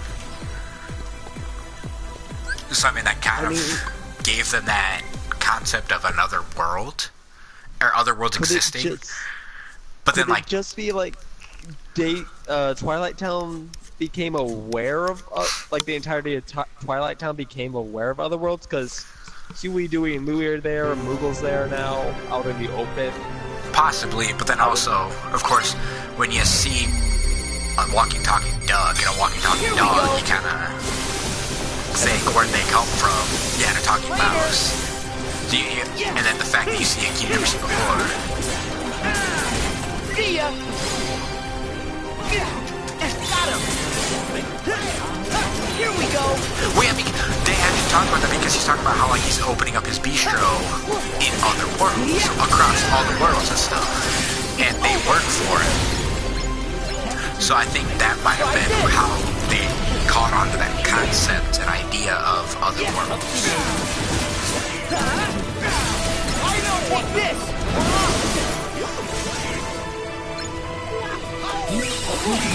Yeah. Come on. Here we go. It's funny that you bring that up because I don't know if you guys remember, but back when like Disney Channel was good and all that, all those cartoons, they had all like those commercials and like Mickey's House of Mouse or whatever it's called, and all these like characters came together to watch like all those old Disney shorts and stuff. Basically, all the universes were connected. They all came together. There were episodes of TV shows like of the Disney shows where like Hercules and Ariel were, hanging out for an episode or something. So it's like you could say that the universes were connected. Their borders and all that other stuff was closed, and then Sora kind of reopened it, doing all this traveling that he's doing.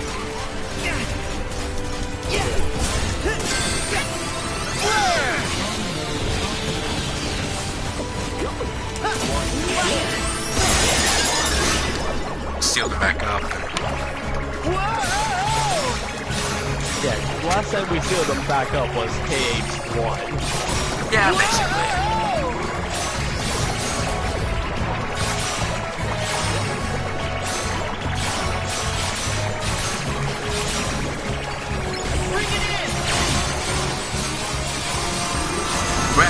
Well, that's like at the start of 3, Sora had to open the pathway to get to Olympus. To start his whole journey, he had to open that pathway. Go there.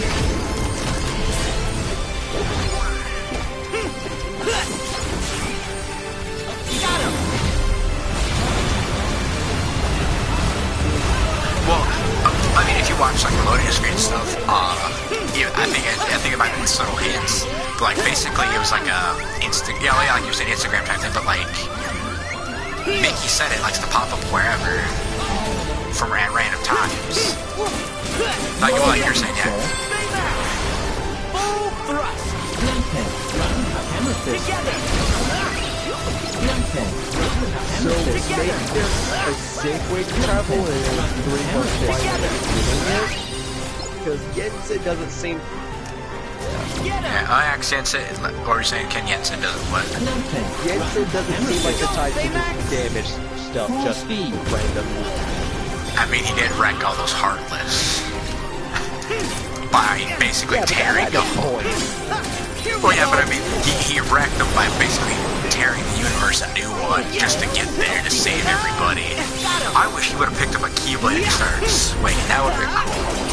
But his big magic. I want to see Jensen fight. His big magic blast is awesome. Back at ya. It would have been. That would have been awesome. It's over. But like right you're now, forgetting. No.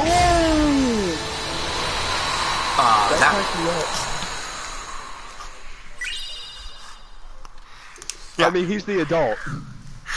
Speaking of, I noticed like there's something like, especially in this one, like the way Donald and Goofy acted, like, oh, we gotta protect the king, we gotta protect everybody.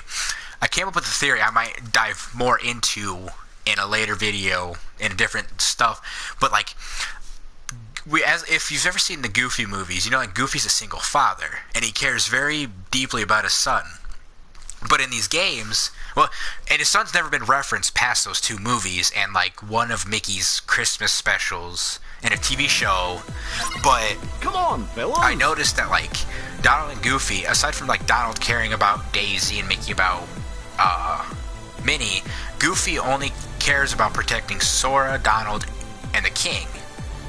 Whereas, but it's like, Max hey, doesn't exist here. well, that's what I was saying. Goofy's Though. not allowed to fuck.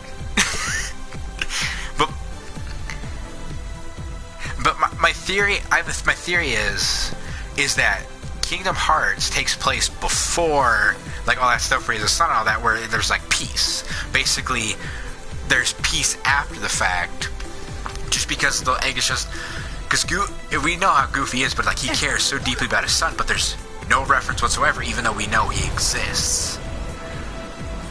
So I just have this theory of like, well, yeah. But I'm just saying though, like it's just the way Goofy as a character carries himself. I feel like maybe it's like one of those where it takes place beforehand because of he hasn't had his son yet. That's just a thought that came to mind.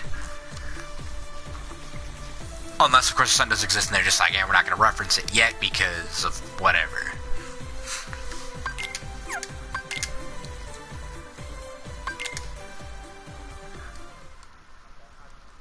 But they could have put him in Disney Castle, though. That's why I was thinking that.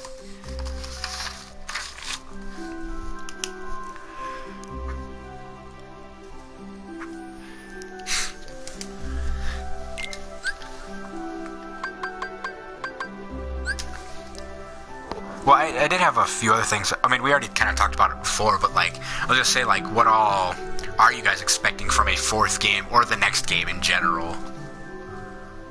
Like, not necessarily, like, Kingdom Hearts 4.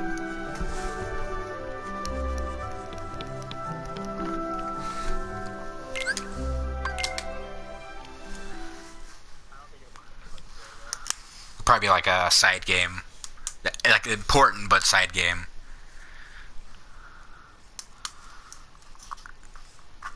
And actually, I was gonna say, like, before we do any, like, checking off or anything like that, I came up with a theory. I was like looking at Sora, and I could touch more on this like along with my Disney like Goofy this takes place before the Goofy movies, but I had a theory that I came up with just because of like who Sora is as a character.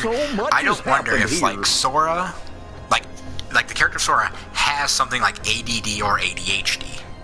I know it's a stretch and it's kind of a random theory, but like if you look at Sora as a character and look at how he acts and everything else, and then look at like some of the symptoms of something like ADD, ADHD, I don't wonder if Sora is a character who has something like that.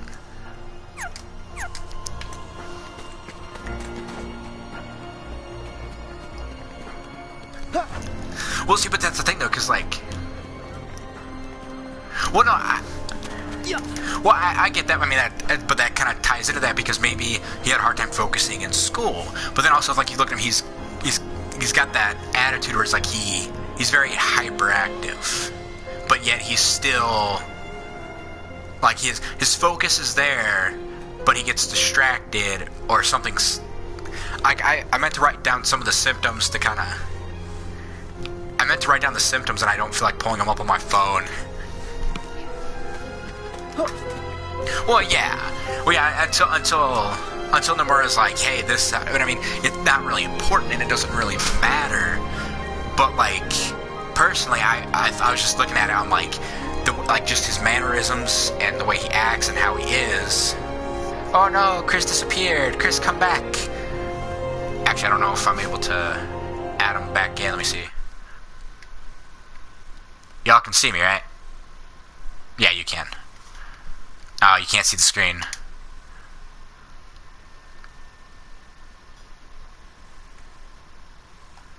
Ken, are you here? Okay. Alright, I'm gonna invite Chris back in. He kind of...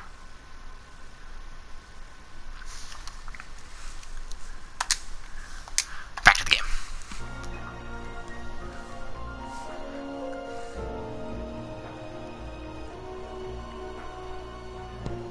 So have you just given up on the Dark Inferno for now? Yes, for now. But did you hear my theory though that I was telling Chris?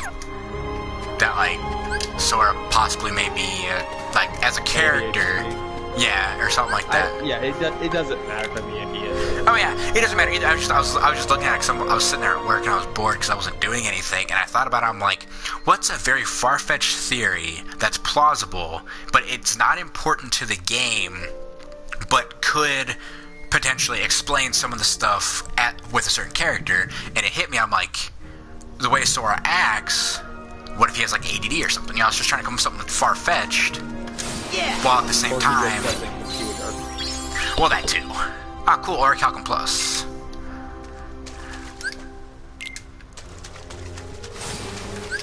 The ADHD thing. Yeah.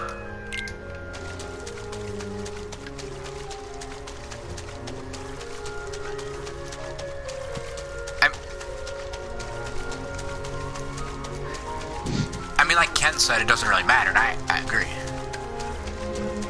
I was just thinking, like I said, I just want to think of something so far-fetched, but it would still create a topic of discussion.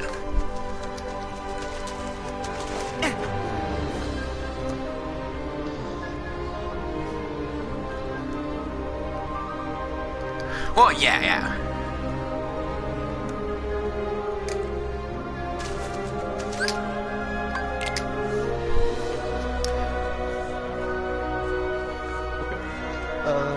Yeah, because like I was just looking at it. Well, yeah, I mean, I was just looking at it as more of a, like I said, you know, what's something interesting as a theory that would stand out and, you know, cause discussion, because there are people like, I don't know, it's just as a main character, it just seems like it's possible.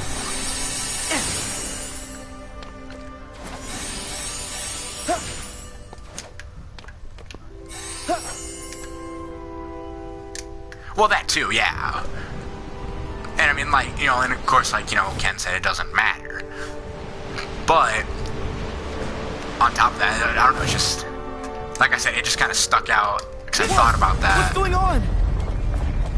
And speaking of things and such, how do I find those, stars again that have voices that kind of talk about lore? Unless it's too late for me to get those. Maybe try going back to the final world, but I think that's too late. Okay, because I'm at the final world now, just collecting those phantoms. Because I got bored. Yeah, I've been hearing a rumor that if you collect the phantoms, the second time Sora gets demolished by the demon tornado doesn't happen if you collect all 333. Oh, wow. Phantoms in the final world.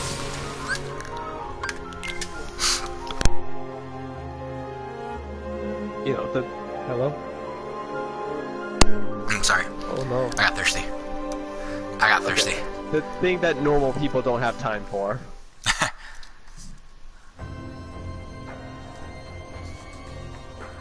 Yeah. But hey, perfect timing too, because I mean, I think we've kind of hit every point that we've discussed outside of this video.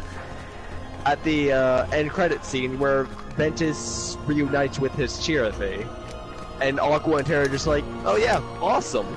They're like, cool, giant cat. I mean, what do they know about Ventus?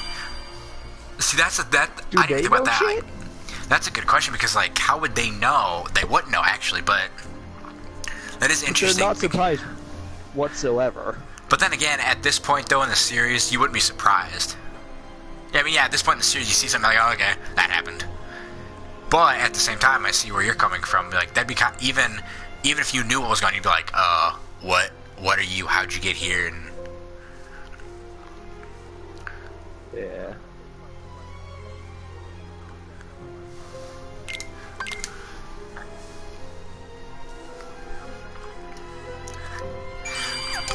also want. I mean, it's a Dream Eater, but I want to know how it got out of the final world. I mean, I know it's because Ventus woke up, but still.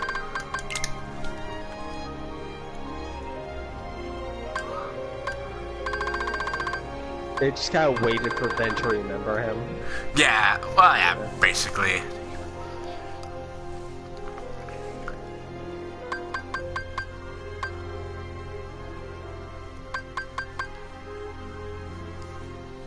Oh, whoa, I'm reading this 11th secret report, and it says unknown as the writer, but it said, I've seen a series of Keyblade War unfolded.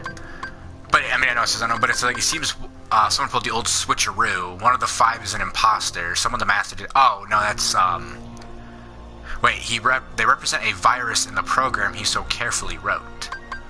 Yeah, that's what I was talking about with one of the new foretellers being, or the new union leaders being the traitor. Well, the virus has begun a strange undertaking, a reckless plot to allow the 5 to escape into another world line. Interesting. Continue, Chris, sorry.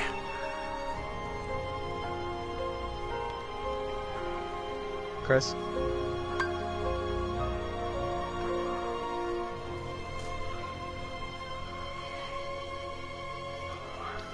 They went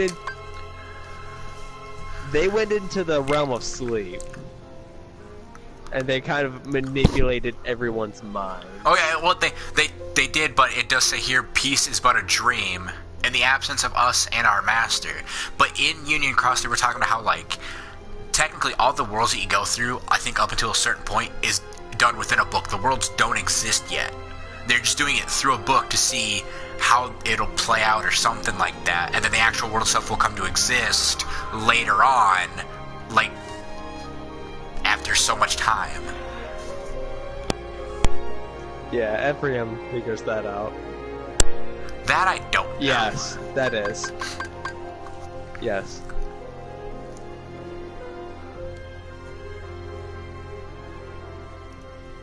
Oh yeah, I see. Okay, here's the part where he's like, this means casting my own body aside and sojourning my heart in vessel after vessel, as many as it takes, but I keep passing arrow unto the next. In time, be it years or decades, century, I will meet the 5 once more. Well, he's only met with 4. The lost masters will awaken.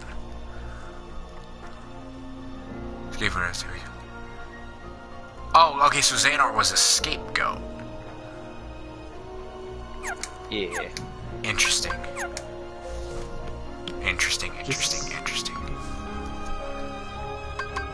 Maybe it was necessary to cross the world lines to bring the box over, because I'm assuming the box, he left it in a different world line where nothing could get to it. Well, that would explain why Maleficent couldn't find it when it was buried. Yeah. Or what if it was supposedly buried. It just didn't exist there.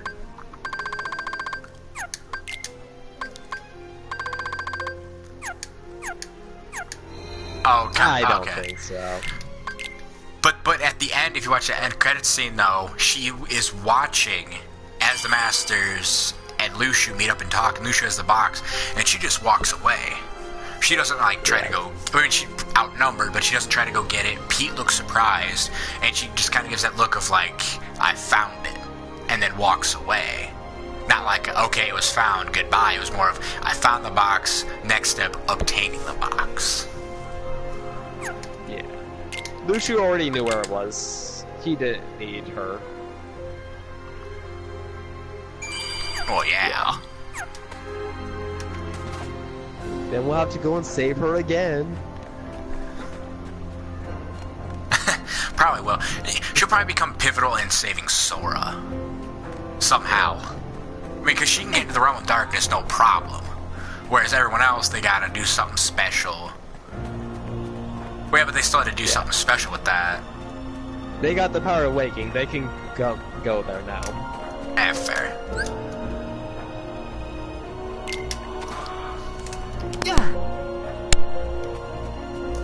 Beth? We covered everything in 3. I did have one small thing before we end this here, since we've kind of talked everything. I was looking at some of the Keyblades in the Keyblade graveyard, and some of them, of course, are Keyblades. Like I said, they don't look like we haven't seen before, but some of them look like just regular swords, like not even Keyblades for that matter. So I don't wonder if like there were multiple Keyblade wars. Like what if like they got like some Final Fantasy characters involved up in there? Because, I mean, I could just be...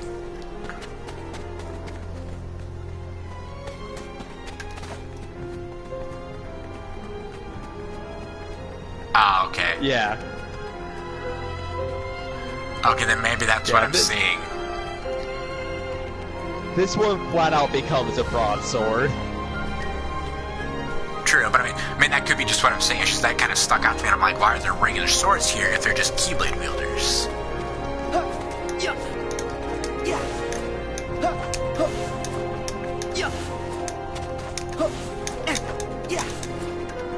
They were the best Keyblade wielders. True.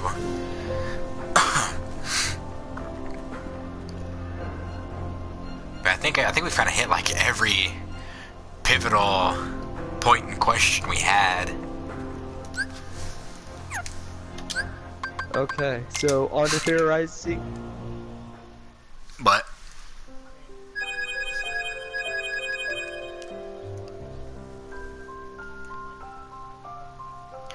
ooh, that would be fun. That kick Sora's ass. I'm up for that. That would. But something different. I think Sora's just dead and he's in the Reaper's game. And that's where 4 will pick up. Well, in Dream Drop Distance, weren't they playing that though? They were playing that Reaper's game. Well, sort of. Yes and no. But like, yeah, that's what I was asking. Like, the characters were. That's why I was like.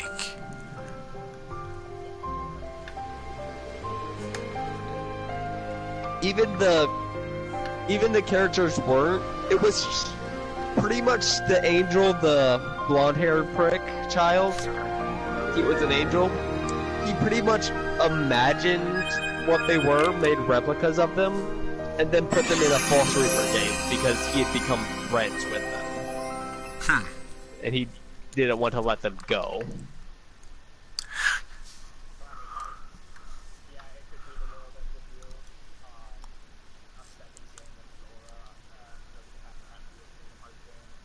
Yeah.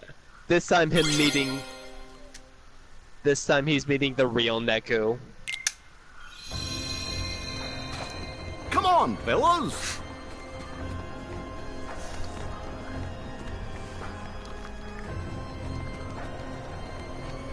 Yeah.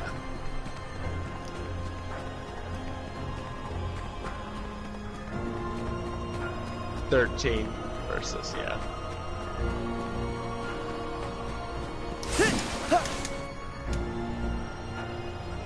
I mean, yeah, we'll see how it goes. He's gonna bring in lightning probably somehow. See, I thought he was gonna do that. I thought they were gonna like bring some. Yeah. Hurry, Sora! And if he doesn't take a break after that, God bless the man, because he needs a break. Oh yeah, definitely. Like no question about it. Okay. So any theories on what Luxor's wild card will do? Because that's what I want to know. Yeah, I know Luxor's element is time, but yeah, we don't know. Was it used in 3 to allow Sora the bullshit time travel? I don't think so, because we would have seen something, and Luxor would have done that.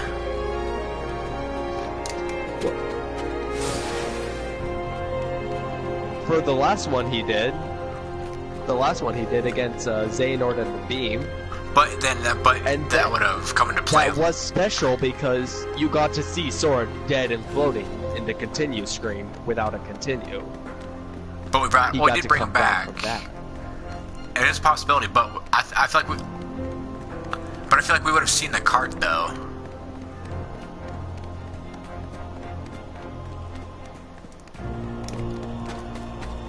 Or it could even well, it could have been like a symbolism of something else though too, because Sora said something basically. Yeah, if it wasn't used in that last time travel, I think it'll be used somewhere else in the series. If not forgotten. I hope it's not forgotten, but because Sora said. But that does kind of set up, in a way, for another one, just because it's a question, like, what was the purpose of the card? Where'd it go? Why did it happen?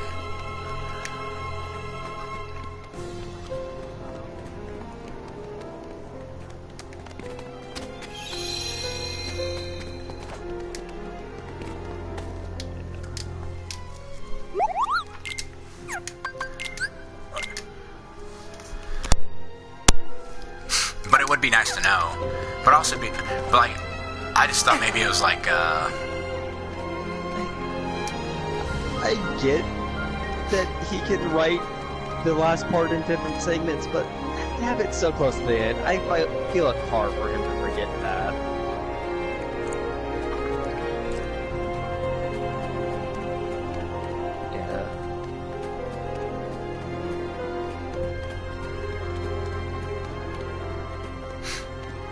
Yeah. Unreal Engine 4. Yeah, Unreal 3.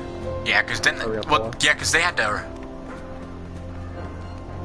Yeah, because the game was almost done, but then they wanted to do it on the new engine, which looks beautiful. Mostly. Exactly. Well, those Heartless fights, I think they did that, like you said, Ken, for aesthetic look. Yeah.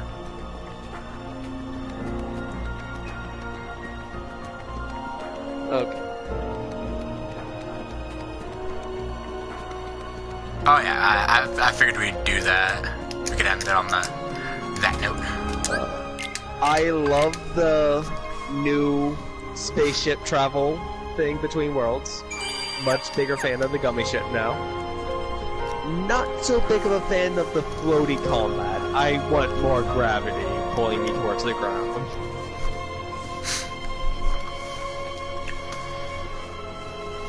Osaka, yeah.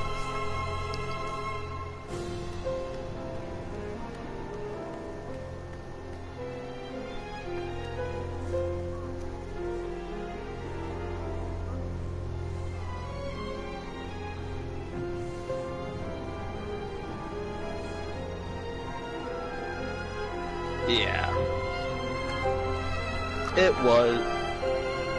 It was filler, and I mean, yeah, essentially that's what it was, but I mean, you gotta have, context leading up to it too, though. It was filler, but it also had a theme like, hey, these things that don't have hearts can have hearts if you believe in them long enough. What with the toys, Snowman.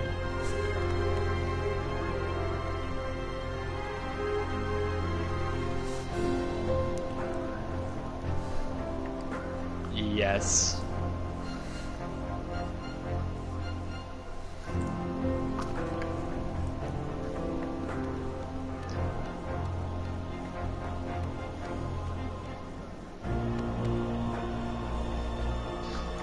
Yeah, we still don't know all 7 lights. I don't care about them. Yeah. Let's see, Kyrie. Yeah, Kyrie, the 2 Frozen.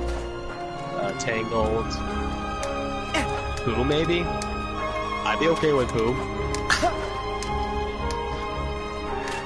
Honestly, my thought, I liked the game. I really enjoyed it, but I will agree. I feel like some of the story leading up to the final bout is kind of there could have been more.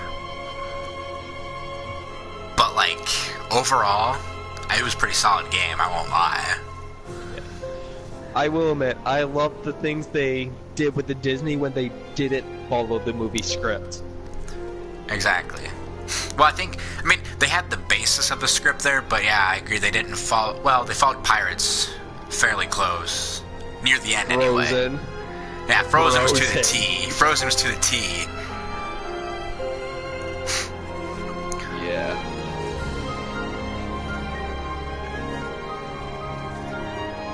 Here's your ship world. Go sail. But I mean, overall, like, I do like how they had. But I do like how they did have, basically, aside from a couple worlds, they had their own story to them. And I like that better because then it gives that feel of, like, this could be possible during the actual movie canon timeline. Like Toy Story. Yeah, I love the Disney characters interacting with Xehanorts. That too. Woody grew a pair of balls for that one. The triple door yeet. It was.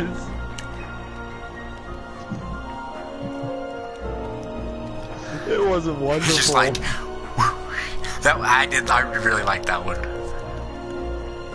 But the only downside is, thanks to the realm of darkness, you know, Vanitas wasn't stuck. Sully is so scary. Sully is so scary that he makes a being of pure negative emotion drop his keyblade out of fright. Yeah. It was wonderful. And then yeet through the door.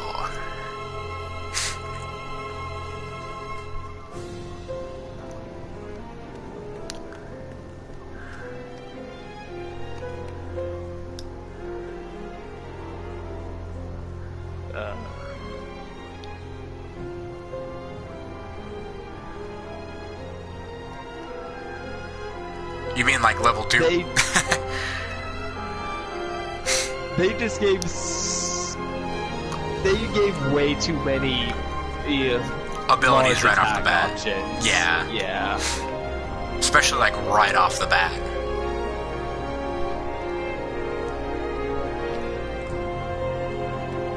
Yeah. Well, yeah. I mean, like in terms of like actual combat and stuff, it did give it more. It did kind of give some excitement, but I do agree. I feel like some of them were unnecessary, and like the one used to take out the Titan, the roller coaster type one. I used that once. Yeah. So I mean, I felt like twice. Twice. I felt like it was kind of pointless. It was fun, yeah, but I felt like it was pointless to the whole grand scheme of adding these attraction rides. And it seemed like the same ones always came up, even though there was like 20 of them in the game. I disagree. I think the roller coaster one was the best because of how few times it showed up. Well, I'm not denying that it wasn't a great addition. I'm just saying, like, I felt like there were certain moments where it could have been utilized aside from fighting the Titan. Yeah. Like the final, or like the final battle. You're taking on 3 forms of Xehanort, you get crap kicked out of you and die every 10 seconds, like I did. You know, that could have come in handy because you could have, you know, used that to an advantage. I will admit, the only reason I like the pirate ship one, the shittiest of them, is because I got Aqua in the air between the two, the front and the back of the ship, and I just kept her there. Yeah, for a I kept going and then finished her off. The Aqua fight was amazing, but I didn't like it just because I kept dying. But I died more fighting the Xehanorts, like the final 3 Xehanorts before the final Xehanort fight, and I just died way too much at the end. I was doing so well, and I died way too much at the end. But I like a good challenge, so...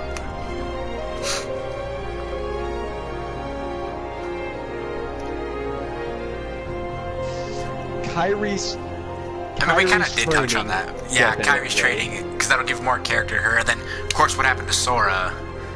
That's basically what I'm hoping for. I don't care about Sora.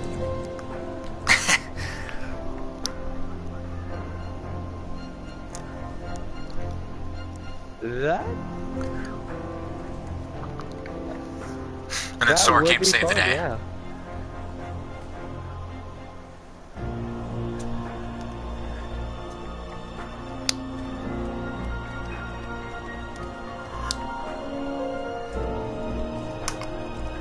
Demix, I already got for you. Standing on the pillar, strumming that sitar of his. Probably.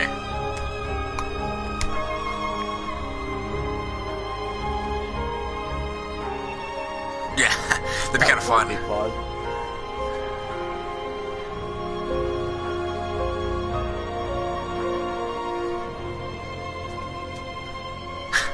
Or even just like a chemistry little mini like, game. exactly, or even just like a video clip of something. Even if it's like an hour long, it's better than nothing.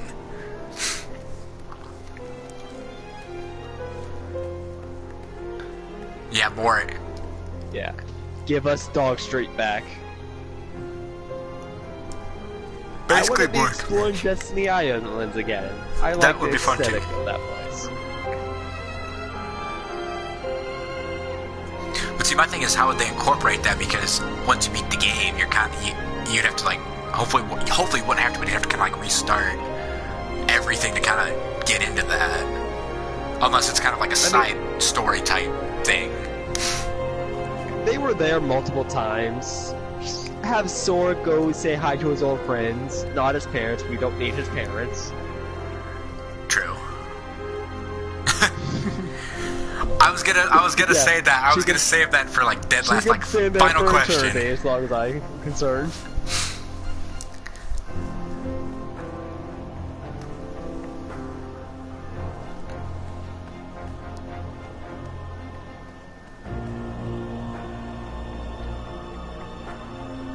That would be nice. Okay.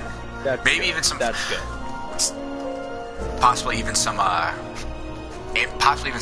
just like throw some Final Fantasy characters in there. Like even if it's just like a simple cutscene, just to kind of show. Go ahead.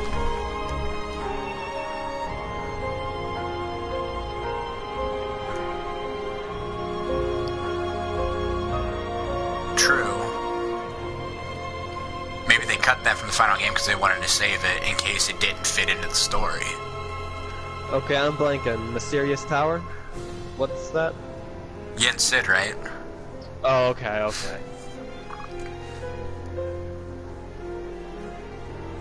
Yeah. Oh, that's right. I forgot about that.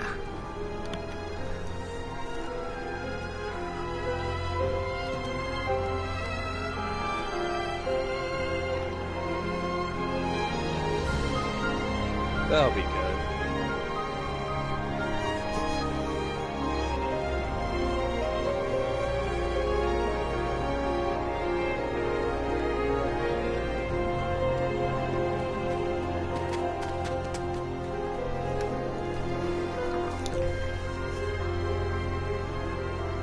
Well, yeah. So probably just like probably space it out throughout the year then.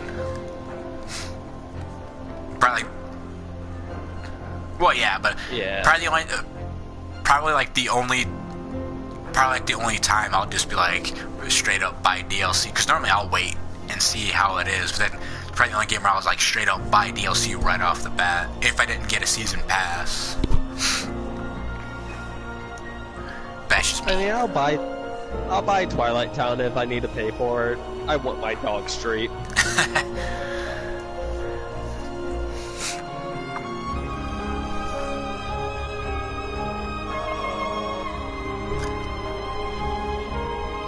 Well, the critical mode's in the free update. I know critical mode's in the free update. And then like a few other things in the free, I think like bug fixes and stuff, if there are any, which there probably are. But other than that, I think... Okay. Oh yeah, Chris, I know Kenny's opinion on this, but what do you think of risk mode? Dark Cloud 2? What do you think of risk mode? The Black Sword.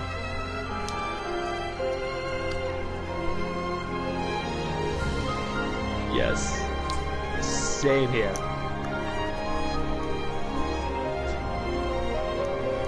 I mean, Donald can heal you, and it makes attacks stronger. It's nice. Yeah. And Kenny, who has the best build for it, hates it. It's just because the reason I hate it is more of on me because I always seem to use it when I'm close to death. Yeah, that's when it's meant to be used, so you don't die. But I always It die. heals you But when half you go the in. time I die when I use it, though. That's why I hate it, because it's like it always appears when I'm about to die, and then I end up dying anyway if Donald doesn't heal me. which he seemed to have Okay, improved on, but not well enough. Here's what you do. When you're almost dead, you use it. Triangle 3 times. Wait for Donald to heal you. Then murder everything. Fair. But other than that, I do like how it plays out, but still.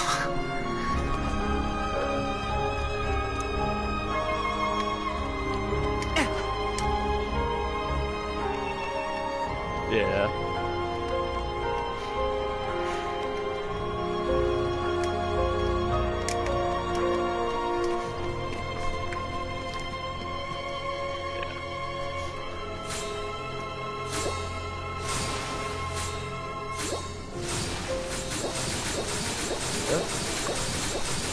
If anything important happens, maybe another 30-minute video like this.